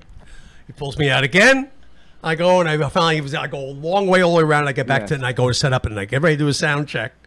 People just starting to come. It's not busy He's yet. starting to unpack. So I set everything up, and I've used 2 mics, one on the piano and one at the stand-up. Stand-up one's not working. I'm hitting and going. There's nothing coming out. What the hell's going on here? Turns out my channel died. My channel 1 died. Like if I have 8 channels, I'm fine. So I just switched channels. Now my reverb's not working. I'm going, what the hell is going to go wrong here? The Twilight Zone. Reverb's not working. I finally get the reverb. I finally get that working. Everything works good, and the show goes fantastic. Right. Show's great. And we leave. We're going home. And we- something else happened too. Yeah, we stop at a Wawa. Oh, okay. And We're only 10 miles from home. Yeah, we're right over here in Manchester. Lakehurst. Yeah, and I said, Paul, stop at the Wawa because Gisela wanted me to bring home water. And it's not, Wawa. You don't go straight in. You have to go like around. Yeah. So I go in. And we come out, and come we're out, driving. And I make the right-hand turn, yeah. And I go, I'm driving, and we're both going, not saying anything yet for a while. like, Paul. But I know in my head, I'm saying, it doesn't look like the same road. He's thinking the same thing, but we're not saying nothing. They go, where the hell's the Lakehurst Circle? Because usually if you go down 70 for a few minutes, you hit the Lakewood Circle. I was right there. I'm like, Paul, we've been driving a while. Yeah, what's going on? We almost wound up down by here. Yeah. We were 30 miles out of the way. I say to him, put on the we call it the GPS. I wanted your GPS because my phone's dead. I can't, so I use my phone. Put the GPS. I'm going. We're 15 miles away from Lake. What the hell happened? So we follow the GPS, and it takes us 40 miles out of our way. Jeez. This guy, I'm 40 miles out of my way. He doesn't want nothing to do. He'd rather drive around in circles than use the GPS. Well, that's why, and I proved my point. GPS sucks. Two comedians driving down a road. I know, Neither one wants to say they're in the wrong direction. Oh my where God. everything goes wrong and nothing's right in the twilight. And I get home. I finally get. I'm going to try to bang it out. I can't bang it out. I get home. And my kids are having a party. There's kids everywhere in my house. Oh my God. No, the funniest thing, we're driving home, and Paul packed his equipment in a hurry, so he has this proper harmonica. And every time I hit a bump. the thing would go. It would just in the back of the truck. I'm going, fucking shit. It happened once. It happened twice. We're laughing, but he goes, "You gotta be fucking kidding me!" This thing kept going. Every time he would shift the car, it would just start going. Nice. We were just got to the point where we were just laughing. This is so fucking ridiculous. Oh my God! It's like the sound of a tuba playing when a fat guy's walking by. It was like the perfect ending to a perfect day. See, but thank God the show went great. The good news is that the Enterprise was nice. They didn't charge me. He's for the covered. Door. He's got collision, so he was like, "Oh my God, thank God." Thank God. I was like, Paul, just park it and tell him you don't know what happened. No, I can't do that. I couldn't do that. It's not me. That's when you go. You do that. You go by the mall, and then you go back like a half hour later, file a police. But look what they did to my car out here. The funny thing about it was crumpled, but there was now I can't do that again. There was no scratches because it wasn't hit. No scratches or paint damage. That's what they called me the next day. They go, what happened? There's no scratches, but you didn't get hit. I go, no, I got pushed in. Didn't get hit. I tell you, he should go. Was it a stool? Was it like a stool? Oh! Oh! I can't take with him. I lucked out. My God. We got a phone? I think we got. Tim, you're going to lead this for us? Yes. Do we have a phone? Hello. Actually, I'm good. Carlo? Hey, all right, Burley? Yes, hi. How are you? All right, everybody. It is 9:45. Joining us now on the phone is an iconic musician from the band Ambrosia. Is checking in with us for a few minutes. Please welcome to the show, Mr. BERLEIGH Drummond. Yeah. All right. Ta-da!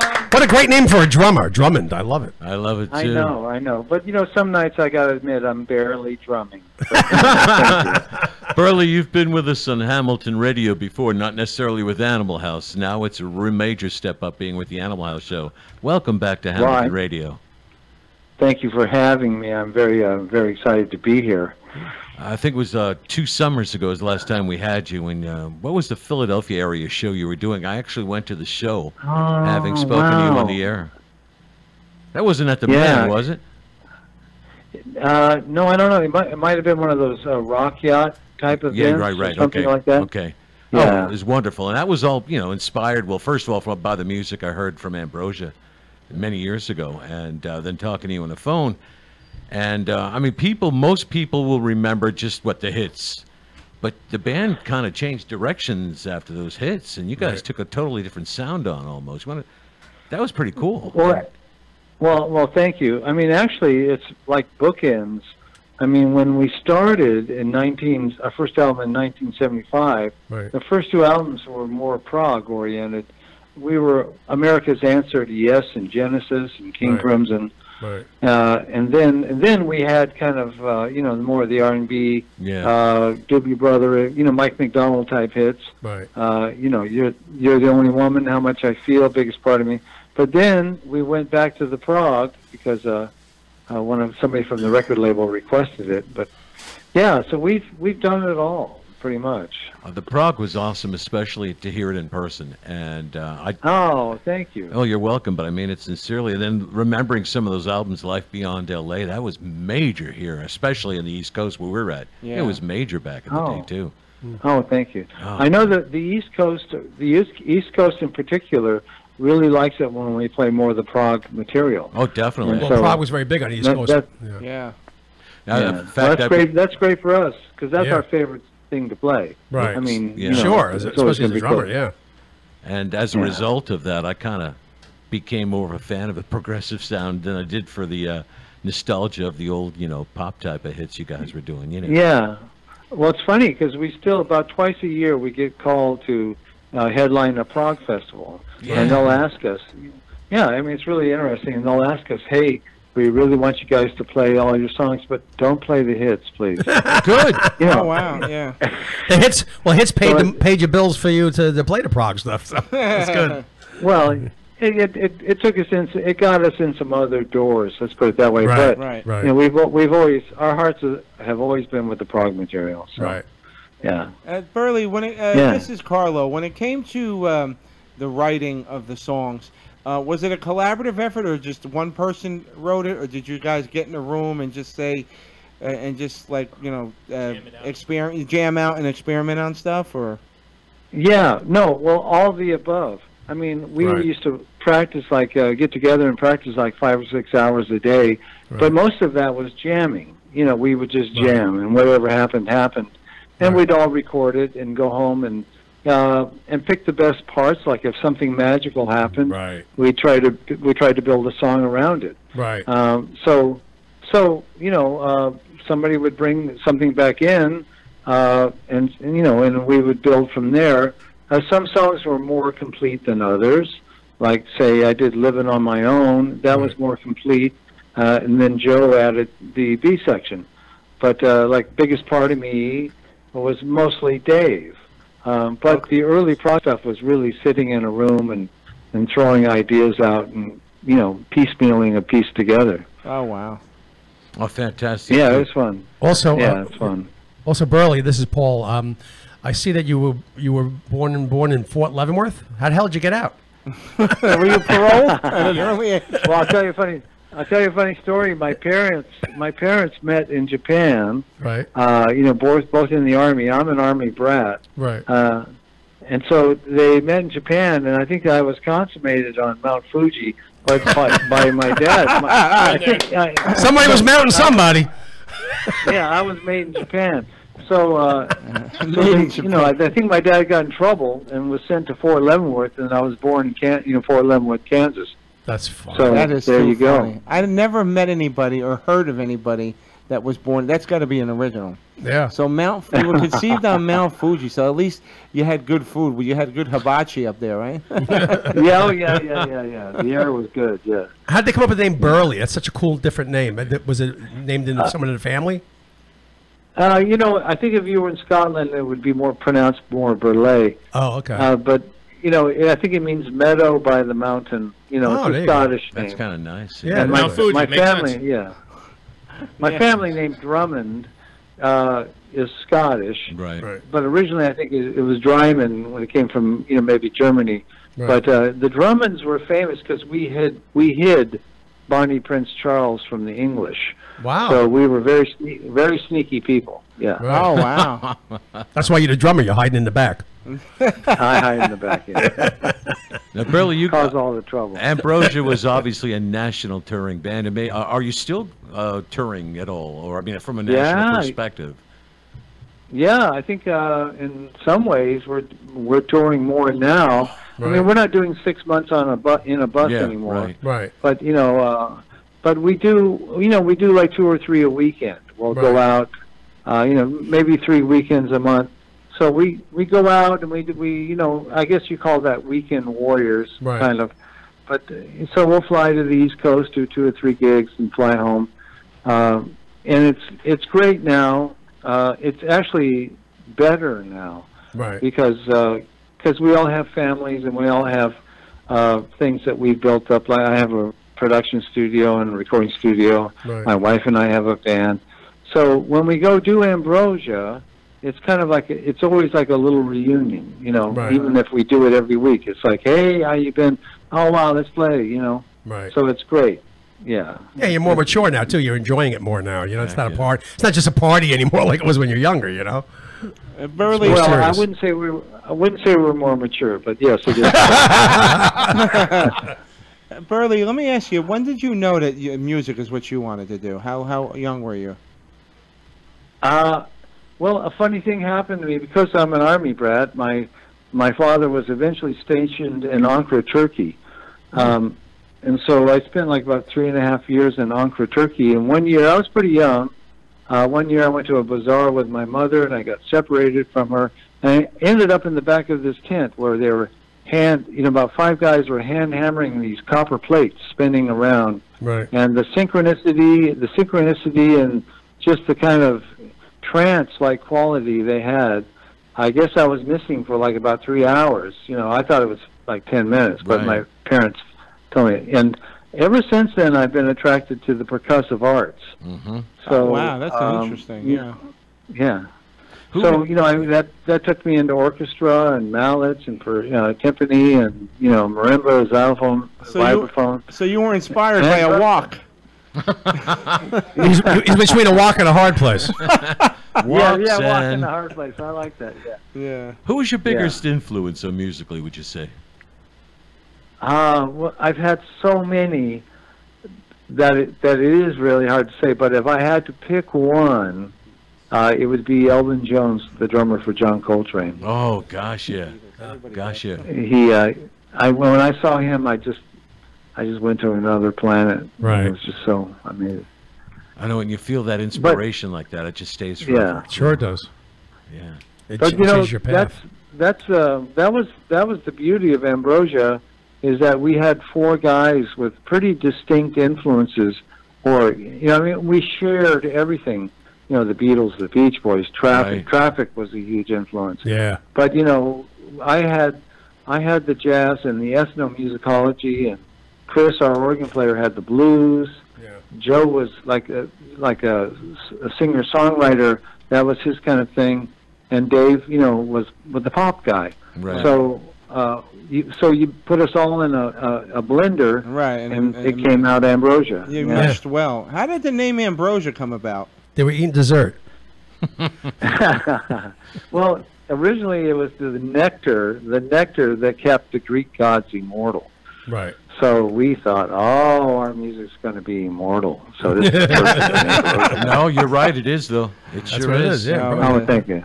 It really I is. appreciate that. The satellite Thank you. stations, for instance, like Satellite XM, you guys are on there all the time, so it Yeah. is immortal. Oh, thanks. I don't think you can. It's funny. We have a brand new song called Satellite. I gotta. Oh have to wow, play that's that for you. synchronicities, Tim. Yeah, it is. Yeah. It is. I don't think you can turn on a radio and not hear an Ambrosia song at least within an hour or two. Yeah. Hey, Well, thank God for that. Burley, Yeah, exactly. I know you guys are touring and you're doing some dates. Any plans to do an album in the near future? Yeah, we've started. We've got a couple songs down, and we want to keep going. That's kind of a problem, because we don't all live in the same house anymore, Right. like we did when we were, during our album years. But Yeah. we're trying to find a way to get together more often to record. Is it so more- I'd say by mid next year probably we'll have a new album. out. Is it more the prog style or pop or a little of both? What style would you say? Well, yeah, that's funny you should say that, because now I think we are comfortable putting it all together, Right. the prog and the pop together. Right. Not unlike Steely Dan, Right. who had those magnificent chord changes, but still at the essence had a pop tune. Yeah, they had the They were- melodies. Right, the melodies. Yeah. Right. And that Ambrosia's always been about melodic. Right. Yeah. I Always. mean, we always, even our most far out prog tune, always had a song, a Right. melody and a song. Yeah. Right. Now, when you So- do the new album, is there going to be hints of the signature style in there, or is it going to be a totally different sound? No, I mean, yeah, it's been years. It's been a few years, so there's going to be new influences for sure. But I mean, you can't. I don't think you can take away the essence of what we are. Right. I mean, especially when the three of us get together and play. I mean, it's funny when we play live. I mean, people notice right away the three original members. The sound of those three players together is like it takes you right back to where we were. Right. Oh, that's wow. That is such a wow factor. And plus, you've gotten better. You've gotten better at being musicians too, probably after all these years too. Yeah. Well, that's an interesting idea too, because I hear things now that we did in the 70s, Right. and like live recordings and so forth. Right. And it's like I go, wow, Yeah. I don't do that anymore. I don't play. Yeah, I know what you mean. But then you realize what you do now is maybe more refined, more I don't know, mature, whatever the word is. But then you go back and hear it, you go, wow, I kind of miss doing that. You start trying to do it again, if your body will let you. Yeah, yeah. Berlei, let me ask you. And I noticed this, as a guy who grew up on the 70s and 80s music. In the 70s, when you were playing, essentially you're playing to one generation. Now, if you guys go out, you got 5 generations in front of you. How's that make you feel? That they know the stuff that you're doing, and they weren't even conceived at that point. Yeah, that is a wonderful feeling, and it's very true. We see multi-generational audiences now. We see people our age and even older bringing their sons and daughters, who are bringing their sons and daughters. Right. And it's fantastic. And what we really love is, like, sometimes we'll be playing like festivals or something like that, and we'll see a new band like creep on, a younger band creep on stage behind us and sit behind us, Right. just to see, catch what happened, catch the history of what we're doing. Yeah. Right. Yep. How much more difficult is it today to get an album released than it was back in the youthful days of the classic business has rock? changed so much, Yeah. man. The business has changed so much. Yeah. Well, actually, I think it's actually easier, because you can Platforms. self-release and Right. self-promote and do all those things now, which of course takes much more work on the part of the artist.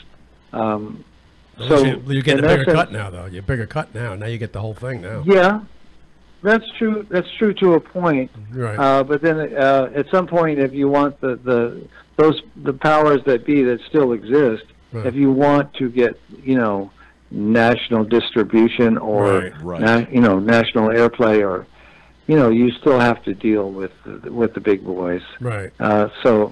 And that costs money. So, but the DIY approach is very it's very handy. When you want to do something, you don't have to rely on getting the major deal. Yeah, and plus you have your own studio, which makes it a lot nicer too. Sure does. Yeah. Oh, it is. It's great. Yeah.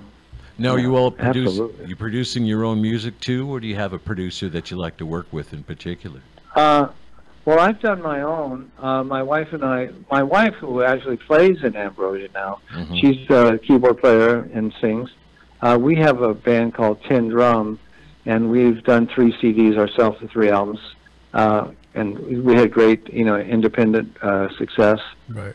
So it's great. It's great, because you can do anything. You just have to be dedicated enough to put in time to promote it. Oh, well, yeah. Well, which you certainly are with your background and the entire band's background too. So we've got. Thank you. Yeah. But I'm telling you what, I have been a fan. I'm 61 years old, no secret. So I go back a long way with Ambrosia. You're just a kid. Just a kid. But I go back such a long way with Ambrosia, Hey, what was... got any really crazy or favorite stories from the road from back in the day? Some of the craziest things you ever saw, maybe? Tour bus stories. Well, I mean, when you're on tour for 6 months on a bus, it's amazing the lengths you'll go to entertain yourself. That's right. Like we used to be driving down like freeways, 3 in the morning, and and decide to launch we had a keyboard tech that could build bombs. And we'd see if we could fire a trash can from one side of the freeway to the other. Stuff like that. Or we. I'm not promoting this or advising anyone. Disclaimer. Just some innocent shenanigans. No, when I was we were at a Holiday Inn. One of those circular ones that, 2-story, all glass windows facing the courtyard, and we tried to fire one of those trash cans up in the air, but this one didn't go up; it just went out. Nice. You know, and it blew out about 16 windows. Oh my God! And you know, luckily nobody got hurt, but you know, we didn't make any money that night. Let's put it that way. Yeah, I destroyed many a hotel room I've destroyed in my past. Oh my God. Yeah. Hey, Burley, has anybody come up to you and said that they fathered their children to your music? Yes. Oh no, you said it. We've met so many people. I mean, we probably met close to 50, 60 beautiful young ladies that come up and tell us their name is Ambrosia. Right. Oh, there you go. What a tribute. Yeah, and we're very proud of that. What a tribute that really is. We used to, we used to love to do when I was in the band. We used to drive like in the middle of Kansas when the road just goes straight at night, and Yeah. we would just turn the lights out on the car and see how far we can go before we got off the road. That's how stupid yeah. things we used to do, man. When you're young like that, you're stupid. Do stupid shit. That's Paul Veneer yeah. speaking. Paul's was on the road many years ago with his band, and so he knows a lot of the goings on too. I know how That's you for feel. sure. Oh yeah, it's amazing when we used to have 2 rental cars. You know, like when we get to a town, you know, and if you were you'd forget about it. If you were in the first car, then all of a sudden you feel the second car pushing you out into the intersection on a red light. It's just insane stuff. You know? Right. Yeah. We used to have this old UPS truck that an old Brockway, and we converted it into like a house. Had beds in it and everything, and the roadies would drive. Oh, nice. And we'd be in the back smoking our brains out, and they'd be in the roadies would be driving, and we'd just be carrying on doing stupid shit, man, all the time. You know what I did one time? I was on the road with Bob Levy. We were doing some comedy gigs, and we were traveling to Ohio. And he was passed out in the front seat sleeping. I'm driving. So I had to stop to go to the bathroom. So I stopped at this rest stop. And I said, I'm going to get this son of a bitch. Because we were always playing jokes on each other. So I pull up to a tree. Like right up on it. Like inches away with the lights on. And it's like a quarter to dead in the morning. So all of a sudden I start screaming and leaning on my horn like we're gonna hit the tree. He shit his pants. I thought he needed a diaper for the ride. He shit his pants so bad. He needed like 3 Xanax just to calm down. Like you said, man, it's like you said, Burley. You do a lot of crazy things to entertain yourself when you're on the road for a long time. Oh yeah, You do anything. Yeah, absolutely. So how many paternity suits over the years? Oh no. We're pretty lucky in that regard. Yeah. Right. But Hey, Burley, of all the bands that have opened for Ambrosia, or that Ambrosia may have opened for, are there any that stand out in particular? That just I had no idea they were going to become as big as they were, for instance.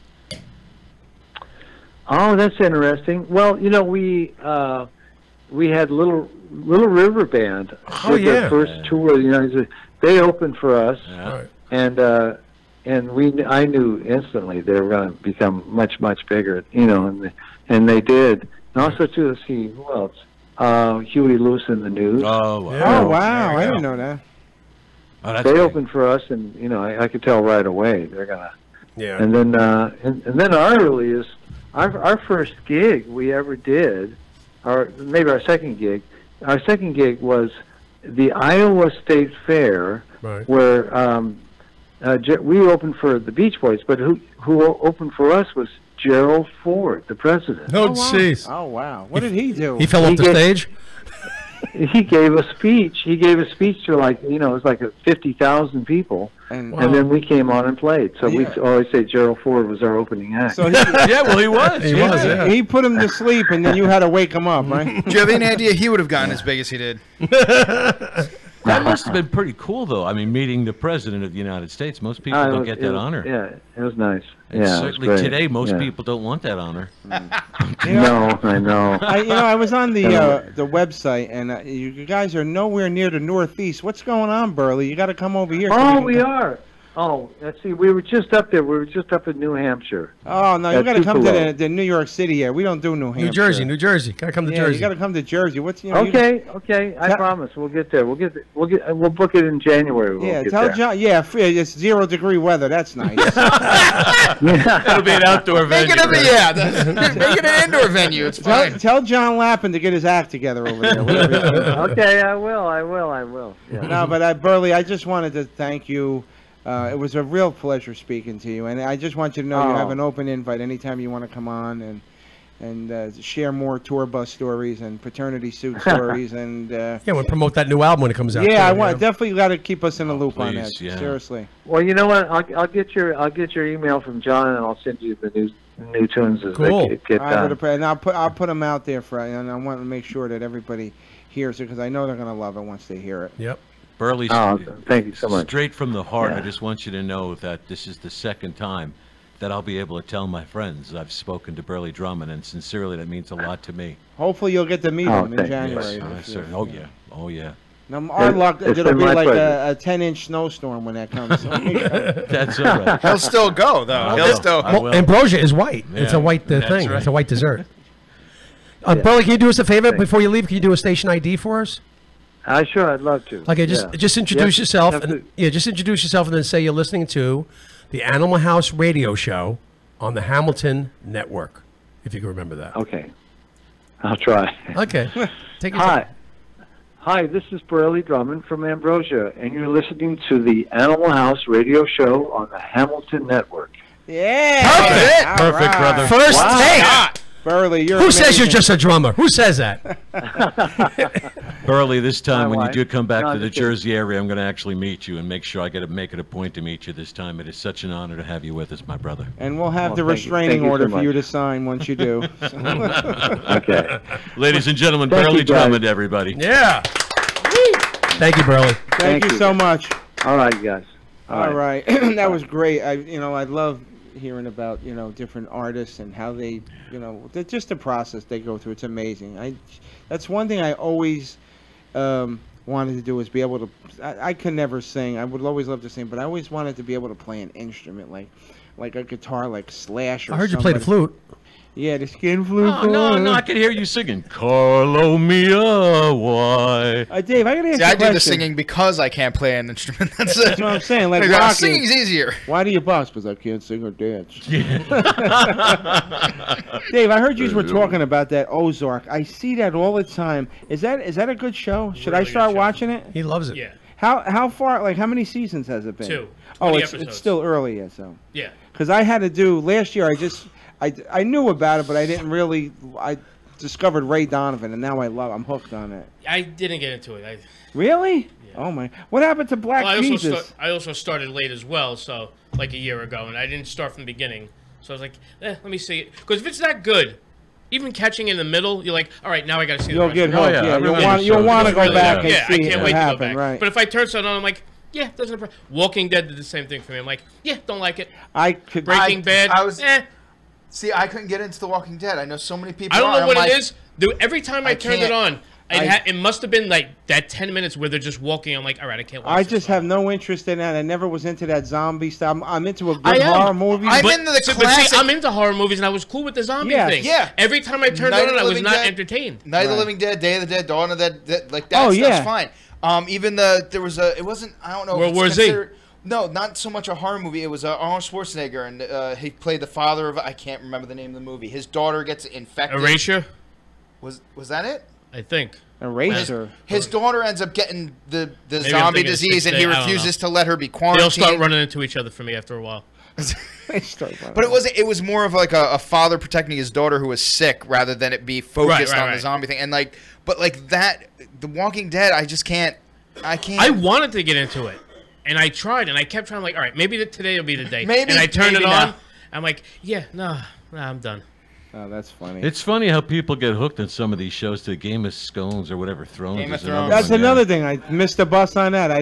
But I loved Ray Donovan. I watched last season. I enjoyed.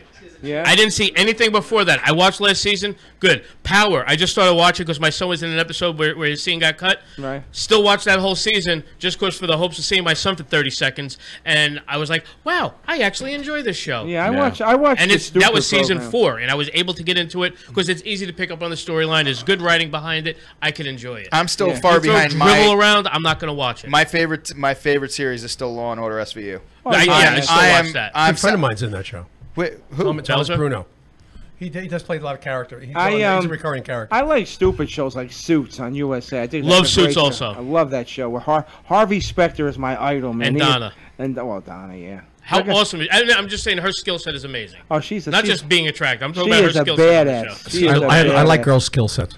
Oh, she's just a badass. She's like sharp as she should be like a mob guy on a show. And what's her name too? The one that's Lewis's woman there, Gertrude. Oh yeah, Penelope. Gertrude. No, Penelope was it Penelope or Gertrude? The large lady. Yeah. Who named Oh somebody? yeah. Who would name that kid Gertrude? Yeah, she tells him. Like Well, she's an older gal. Lewis, I just want to smack him though. Most times, but I get He's it. good at what he does, but he's annoying. Yeah. You know.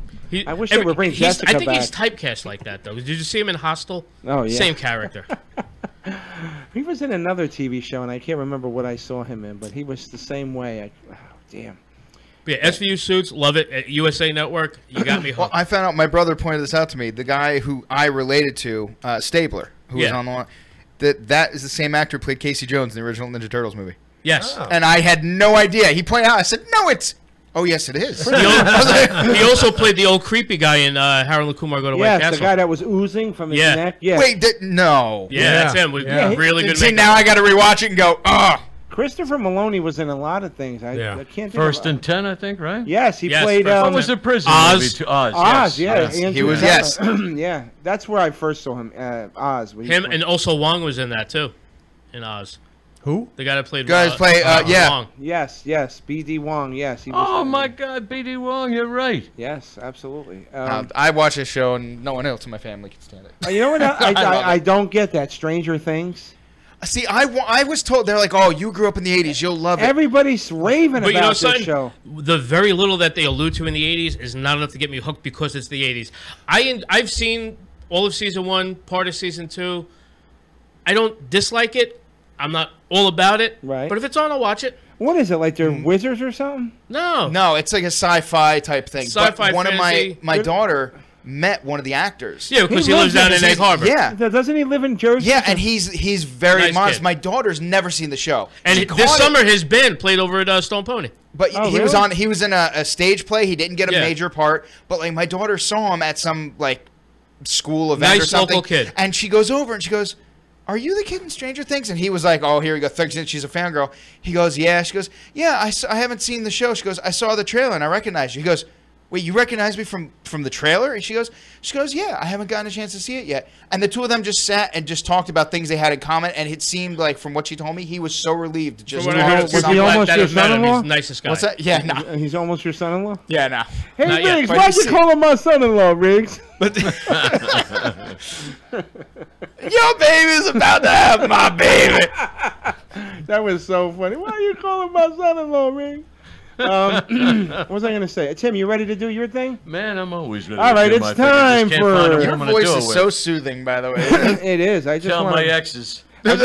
I just want to go over there and give Tim a nice, soothing hug. I'll take it in the backside at this point, believe me. I can't come unless I That's hit not too Tim. soothing. There's no drapes around, so Tim's not going to have fun. I got All right. skin tag. Watch the flag. Here's our friend Tim Eli with the Way the F Out There news. This is incredible stuff this week, folks. Take this headline first of all. Thief takes off with cheese grater. You Claims. got my iPad up? I didn't know he was dripping. I'm sorry. This is sorry. There's Steve another from Leave good It show. to Beaver. What Take the hell two. is this? Thief takes off with cheese grater. Claims it's for the greater good. Floyd County, KY, I guess that's home of the jelly, in an incident that a Kentucky man blames on methamphetamine. The man's cousin allegedly tried to steal seemingly random items, including a cheese grater, an empty bottle of Lysol, Irish Spring soap, strawberry Pop-Tarts, a turkey baster, Scotch tape, Emetrol nausea medication, a thimble, a jar of adobo seasoning, and a pair of pink fuzzy slippers that were meant for ladies. Neighbors. so. Now it's a party. No, I'm telling you, by itself, too. Neighbors informed Mason Tackett that his cousin Philip Hagens had been seen carrying items out of his house. Who steals a cheese grater? What got me the most was my soap. He stole my soap. Who steals soap? Tackett said. After his neighbor's warnings, Tackett headed home to confront his cousin. When I finally got down there to the house to look and see what happened, the door was standing wide open. Out of nowhere, my cousin leapt out at me wearing nothing but a large towel around his neck, as if it were a cape of a superhero. The cousin began to swing wildly at Tackett, screaming obscenities. What was he swinging? He's not wearing anything but the towel. Oh, he was swinging something about the size of a can of Pringles, I guess. But anyway, Never fear, the super dude is here to save our city from the dreaded vermin scum. Tackett immediately tried to defend himself and grabbed a nearby umbrella and began to swing back at Higgins in an attempt to jab in his private area to slow him down. After several minutes of the struggle, Tackett was able to subdue his cousin in a sort of sleeper hold till police were on the scene. Tackett says he cannot understand why Higgins took some of the items he allegedly did. It's the most random assortment of things. Must have been a bad batch of methamphetamine. It was determined that Higgins had been in a bad drug binge for 3 days prior to this incident. Moral of the story is never take meth on an empty stomach. Higgins is being held on $25,000 bond. He is charged with receiving stolen property and being a convicted felon with a firearm. Tackett says he plans to file additional charges against his cousin. A preliminary hearing is set for Tuesday. That really grates on me. I'm telling you. I'm telling you. Convicted felon with a firearm. He had methamphetamine and he was naked, so... The nerve of a felon touching a gun. What do they How think? dare he have meth on an empty stomach, though? I mean... But was it attached to his leg? Like Was he really naked if he had those slippers? Made for ladies on top of it, those fuzzy slippers. No, you don't get the men-made ones. Well, he didn't want to stand out. What else you got for us, Tim? We got... Hey, dig this headline, too. Again, with meth. McChickens and meth don't mix. There you go. Police were called to the scene of a very weird occurrence this week. They responded to a call by the manager of the Fullerton McDonald's, who was besieged by a clearly intoxicated driver who was menacing them via the drive-thru window. According to store employees, the man pulled up and was belligerent from the very start and was slurring his words. He was shouting into the speaker in inaudible food items and then asked if Serena Williams was available to come over his house for some private tennis lessons. Nice. And then used some profane language of what he would like to do to Serena sexually. He then ordered 2 McChickens, 2 apple pies, and a Shamrock Shake. The driver managed to make it to the Shamrock Shakes. I'm all about the Shamrock Shakes. with Serena, no less. The driver managed to make it to the pay window and handed them the money. After receiving his food, he pulled up a few feet, jumped out of his car, and proceeded to jump and down on the hood of his car, screaming obscenities and other expletives. When cops arrived, they found the driver passed out on the front seat of his car with a McChicken hanging out of his mouth, clutching a teddy bear with his pants halfway pulled down. The McDonald's, where the incident occurred, is located in the 100 block of East Chapman Avenue. So make sure you take your children there immediately. No further information has been released by police. Moral of the story, McChickens and meth. I almost got killed by that truck. All right, so you can't have meth on an empty stomach, but you can't have McDonald's before taking meth. How about a round of applause for Mr. Eli on that one? I gotta tell you guys something. I mean, at this point in my life, I give that 1 carton of eggs up. This crystal meth thing doesn't sound like, it's a put down or anything. It's like, hey. Party. Well, if you're trying to lose weight, why not? The best part of that story was the Shamrock Shake. He's ordering for Serena Williams. I am dying to have one of those. I haven't had one of those in Right, I can't wait till the end of February. I know. They should have it all year round. That and the cherry pie. They only used to do it on Washington's birthday. But anyway. How come we got a Columbus Day? Because he's supposedly discovered America, although the Vikings were here first. How come we don't have like a Neil Armstrong Day because he discovered the moon or something? How about a Neil and Bob Day? Well, because we have Teddy Kennedy Day for the day before. How about Ted You mean Bundy Splish Day? Splash, his favorite song? He didn't discover the moon. It was always there. What about Kennedy's favorite song was "Baby, You Can Drive My Car." What about Ted Bundy Day? Yeah, right. Hey, Jack, Cliff, do you have a website? Facebook, right? No. Just go on my Facebook under Jack Marwin and you can say Cliff! John Wayne Gacy Clown School. Clifford, the Big Red Magician, is going to be at the Ren Fair on September... Next Saturday and Sunday. 15th and 16th. 15th and 16th, and I will be at Catch a Rising Star the 14th and the 15th, so... Hey, what else we got coming up? a good weekend. You can't work with me Friday, huh?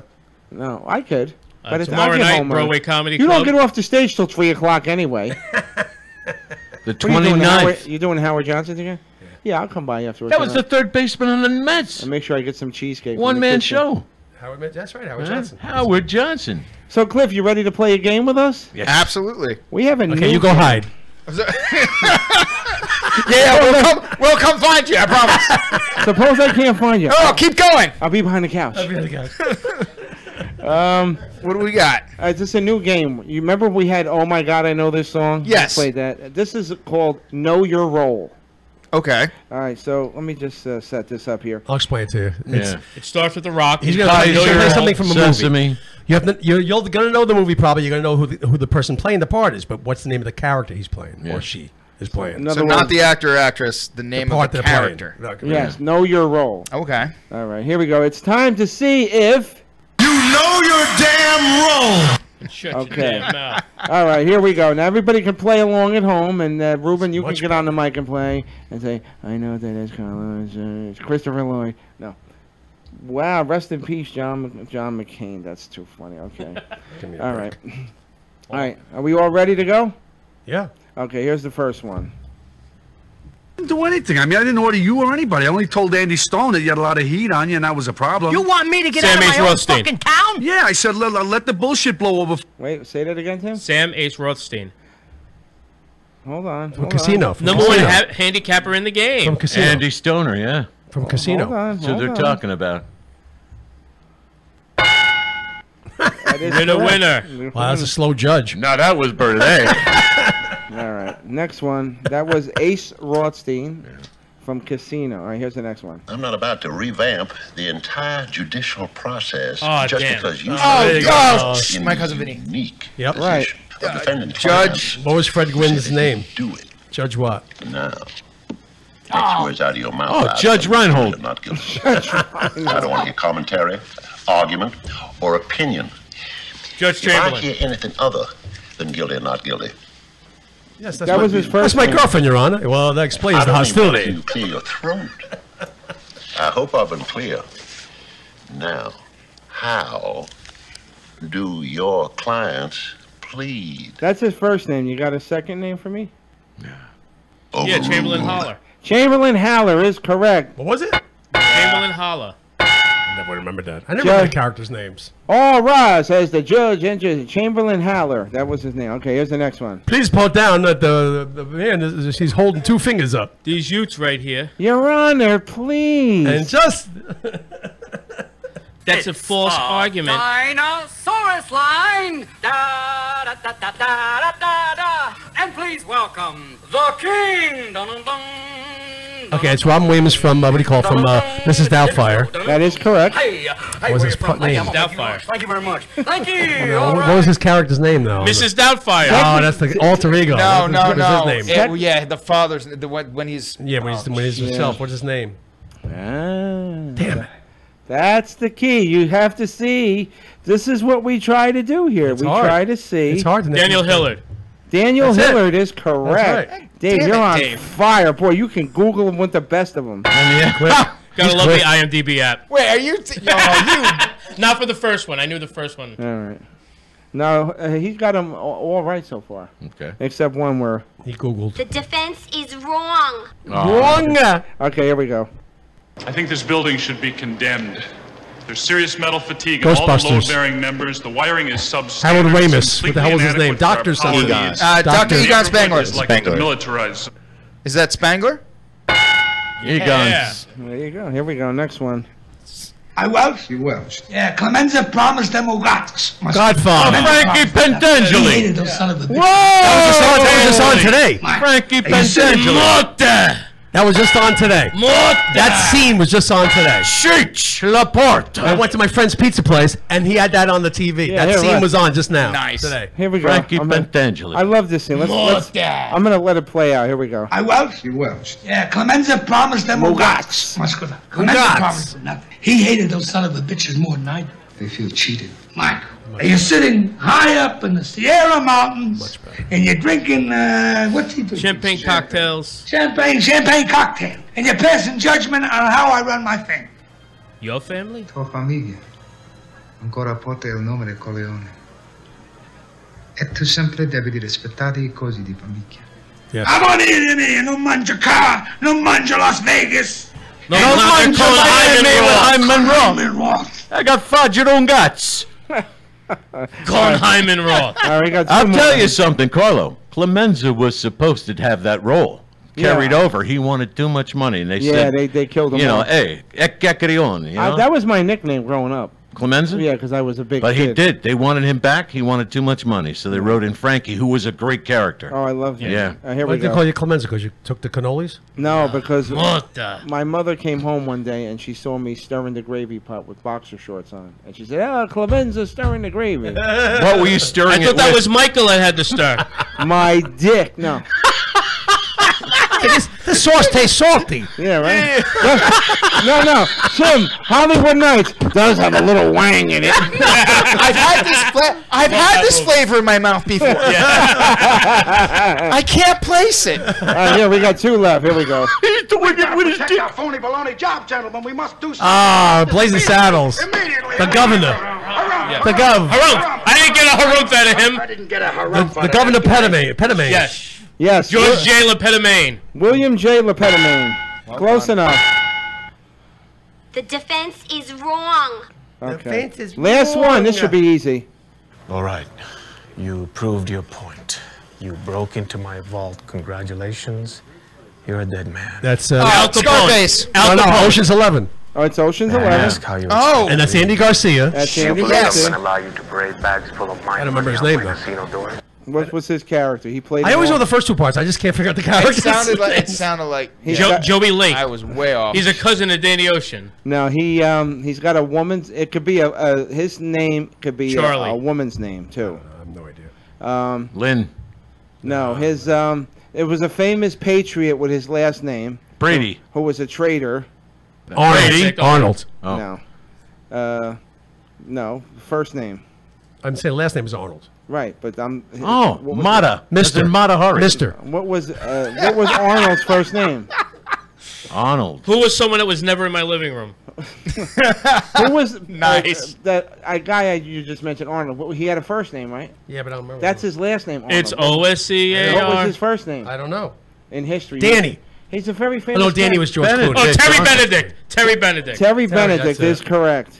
He's very fast with that phone. Dave's good. Oh boy. So, Wow. Yeah. so Cliff, break it down for us.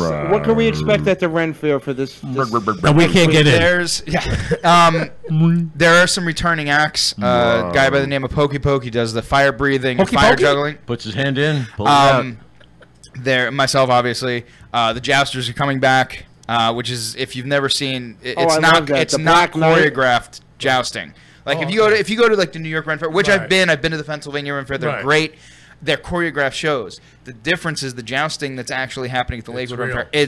They didn't choreograph it. It's sport. Someone could get It's hurt. just like Oh, medieval no, times. and they do. Last year, the one yeah. guy was jousting, and he had just recently dislocated his shoulder. Oh, yeah. it was, I saw that. It was at the it Black was- those Knight. things don't yeah, bend it much. was so no. It don't was, bend much. and when they do, it's even worse. it's very intense. Just like medieval times, right? Real? Yeah. All right. No, They're it's not jousting with actual the sticks, they're jousting with their dicks. I had a friend that just Even got better. out of the hokey pokey rehab. Joust stocking. He turned himself around, and that's what it's That's all good. about. That's my mother-in-law singing. I feel the one earth of move the- under my feet. So that's next weekend, Saturday and Sunday, and you're going to be closing the show. Yep. There's one new group that I'm aware of. They Girl Scouts. we got a drag group that will be performing Racers? in the middle. Yeah, in the middle of the In the middle, basically, I think they're getting my old time slot, which is the middle of the day, and I've seen videos of these guys perform, and they're phenomenal. Are there any groups you're not aware of? I do have the whole entertainment Hey, list. drag racing really is incredible. Those guys can run fast in those stilettos, Yeah, man. they are. Yeah, it's incredible. It's amazing how they have that kind of coordination. Jack, if they want to hire you, would they go to your, what's your Facebook page? Please. Or how can they You contact can email me at jackmorrowan@gmail.com. Spell You it. can go to Spell Yeah, JACK Right. MO. Oh, Jack. Okay. Yep. MORROWIN. Morrow, like tomorrow. Morrow. Yep. Okay. At gmail.com, or go right to Facebook. Look me up under Jack Morrowan, and I respond. I'm the only one that runs the Facebook page. There's no one else running it for me. And I'll tell you right now, he's perfect. If you have a private party and you want to have he's a great magician. Yes, he is. Jack's a great And if magician. he doesn't respond that day, he'll respond on the morrow. Yes, I will. And the day of the show, he'll disappear. He doesn't answer me. He answers Jerry Petito's messages. He doesn't answer. Well, mine. she's sending them from 17 different shows. She also types in all caps, so I just feel she's yelling at me, and if I don't respond, it's going to continue. Like, What why is she, I asked her once. I said, "Why you type in all caps?" Yeah, and she responded, "Cause I can't turn it off." No, she just it's every message is all caps. I do that a lot. It's always urgent. I can't say that because I do that a lot with some of my I messages. do it a lot too. But I want to thank you for coming in, and you know, Cliff, you can come in anytime you want. Hang You have out. an open door, you know. Doors open. Doors open. If you're around, you can leave too. If you're around next Wednesday, I recommend. Well, Dave, you're not going to be here, right? The 12th. No, the week after. Oh, the week. Oh, next week, and I just confirmed this. Yes. The 19th. Steve Perry from Journey. Wow, he's got a long way to go. Sherry. That journey. He's got a long. I'm mad that I missed the day you had Ralph Macchio on. Oh, I me saw too. that. Did you guys know that they released the Cobra Kai? Cobra Kai, I love it. My wife, like in the 80s, there's two movies like Back to the Future and Karate Kid. Yeah. My wife has not seen either one, and Wow. I recently Have you choked her into submission I yet? just looked at her. I said, "I don't even know you. Yeah. How have you not seen either one? Just the first one. I don't even nothing." And That's because ground for an annulment. I know. She hasn't even she couldn't understand why I was excited. I came up I saw all the advertisements came up on my YouTube feed like Cobra Kai, and it's Johnny and Ralph. I was like, yeah, the Karate Kid and Ralph Macchio. I'm getting so excited, and I'm trying to tell my wife, I'm like, it's 30 years after, and she's going, I never saw the original movie. No, man. And I went, hey, Jack. No. Jack, you got to do is you got to date night with your wife. And make her Back watch. to the Future, Karate Kid, and parts Back to the Futures 2 and 3. 2 and 3, yes. Yep. That's a long fucking date. Yeah. You're gonna take That's a lot of time to spend sitting on the couch. You're gonna take Jack, it's going to be cold this winter. You might get some snow. Perfect day to sit in. There you go. There you go. A lot of popcorn. That's right. I Yep, just lot of want popcorn. to. I just want to give you a little advice. I wouldn't take advice from a man who's Christopher Lloyd has a restraining order on. So I don't know if you want to take Marty. All right, But Jack, wait, Jack. Have you ever seen the YouTube parodies where they show why Ralph Macchio's the bad guy?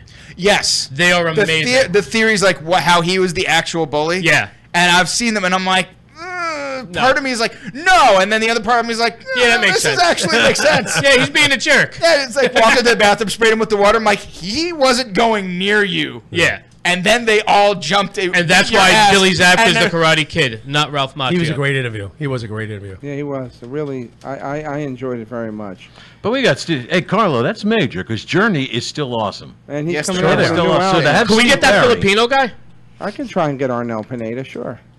You know, it's, nothing. So this is pretty big, man. Push this major, folks. Come on. All Armed right, Forces so- Radio. This is where it's at. I got a couple of announcements. I want to thank our two guests, BERLEIGH Drummond and Bernie KOPELL. Fabulous interviews. Yep. I want to thank Jack Marwin, our buddy Cliff, for coming in. And we hope he has a great show next weekend. A couple of things to mention. This Saturday, September 8th, at the Vibe, the Pure Event Center in Amboy, South Amboy. Walking Freestyle. distance. It's an it's right down by your house. It's an after summer freestyle event with George Lamont, Lizette Melendez, Taina, Joe Zangi, and Coro. Definitely go and check that out. El Rene Promotions. Well, Coro, I'm in. I know Jose very well. I know him since 1990. Great guy. What? Peasy's there? No, that's for us on the 28th. I'm gonna be with John over in the other show. When's Peasy coming in? He's gonna probably come in next week or the week after. Nice. Hopefully next week. I will try and ask. I'll ask Elliot if we can bring him in. He'll come in between shows. He does like 4 gigs a day. Yeah. If you feel like going to a comedy show tonight, you don't want to go see a freestyle show, Catch a Rising Star in Princeton, Artie Lang and Bob Levy. Great.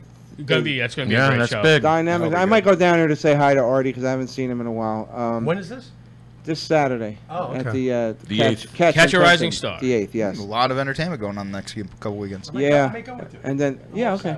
And then after the week after that, the You're off 14th next and week. 15th, I'll be at the Catch a Rising Star in Princeton as well. And who's with you? Nobody. He's just going there. Hang out. I paid the truth. I have no idea. I said, no, I never heard of the kid. He's Brian something. Brian Vallone? No, some kind of like Russian name. Oh, him. Oh, Wakanoff. Something like that. But We'll just make something up that sounds foreign. It'll work. let's go. Why something with a backwards 3? I don't What do know. you got coming Brian up? Wakanoff. Listen, nothing as big as C. Perry, for real. Really? 3 weeks from this weekend, the 29th, Carlo Bellerio. Headlining. Yeah. City Streets, East Windsor. We're gonna 9 turn p.m. in. show. Are we sure it's open? Dave Hodge on the show. Randy Lupo headlining the Carlo Wild Bellerio. thing. Yeah, I'm looking 29th, 9 p.m. City Streets. Absolutely. No cover charge. Call ahead and make a reservation. Absolutely. And do you need a sound system for that night, or you want me to bring? Got a sound system? I do. Yeah. You sure? Because Yeah. I read a really good one. You sure it ain't like Mr. Microphone? Hey, I got news for you. If you don't mind lugging it around, bring it. I know your sound system's good. Yeah. No. So all right. Yeah. We'll talk. We'll talk. Jack? You don't need one for there. No. It's a small room. You don't need Once whatever they have. again, It'll be fine. The Ren Fair this weekend. 15th and 16th. So I 15th think it's and next. 16th. It's next weekend. All right. Go check out Jack Marwin. He's going to close the show. He's very, very talented young man. Thank you very much. Good friend, and you will not be disappointed. Paul, No, you won't. you're doing Howard Johnson's this Friday night? Next Friday, the 14th. Next Friday night. And Dave, Uncomfortably Funny Podcast. That's on Monday. Tomorrow night, Broadway Comedy Club. Monday night, Uncomfortably Funny. Our part 1 of our second anniversary show we're doing in studio. And the week after, part 2, we're doing live from RTB Lounge in South Amboy. Beautiful South Amboy, New Jersey. How come I'm never invited? You're invited to both. Okay. You're all invited to both. Definitely next Friday, come to the Howard Johnson's if you're around, because that's going to be one of my last shows. How come? You said that. He's You said the retiring. last show was your last. And it was show. my last show. This is my next show. He's like Barbara Streisand. It's my farewell tour. I'm going done. That's I'm it. going to go until I die. I mean it this time. You meant it last year, Paul. I'm serious. No, but I want to thank everybody. Thank Jack Marlin for coming in. Tim Eli, for Dave for coming in. Always enjoy when you guys are here. We'll see you all next week with Steve Perry. Have a great night. This is the Animal I House just want to Radio say, Show. do not drive in the mud. This is the Animal House Radio Show, and don't drive in the mud. That's it. Good night. Good night. Hey, Boo.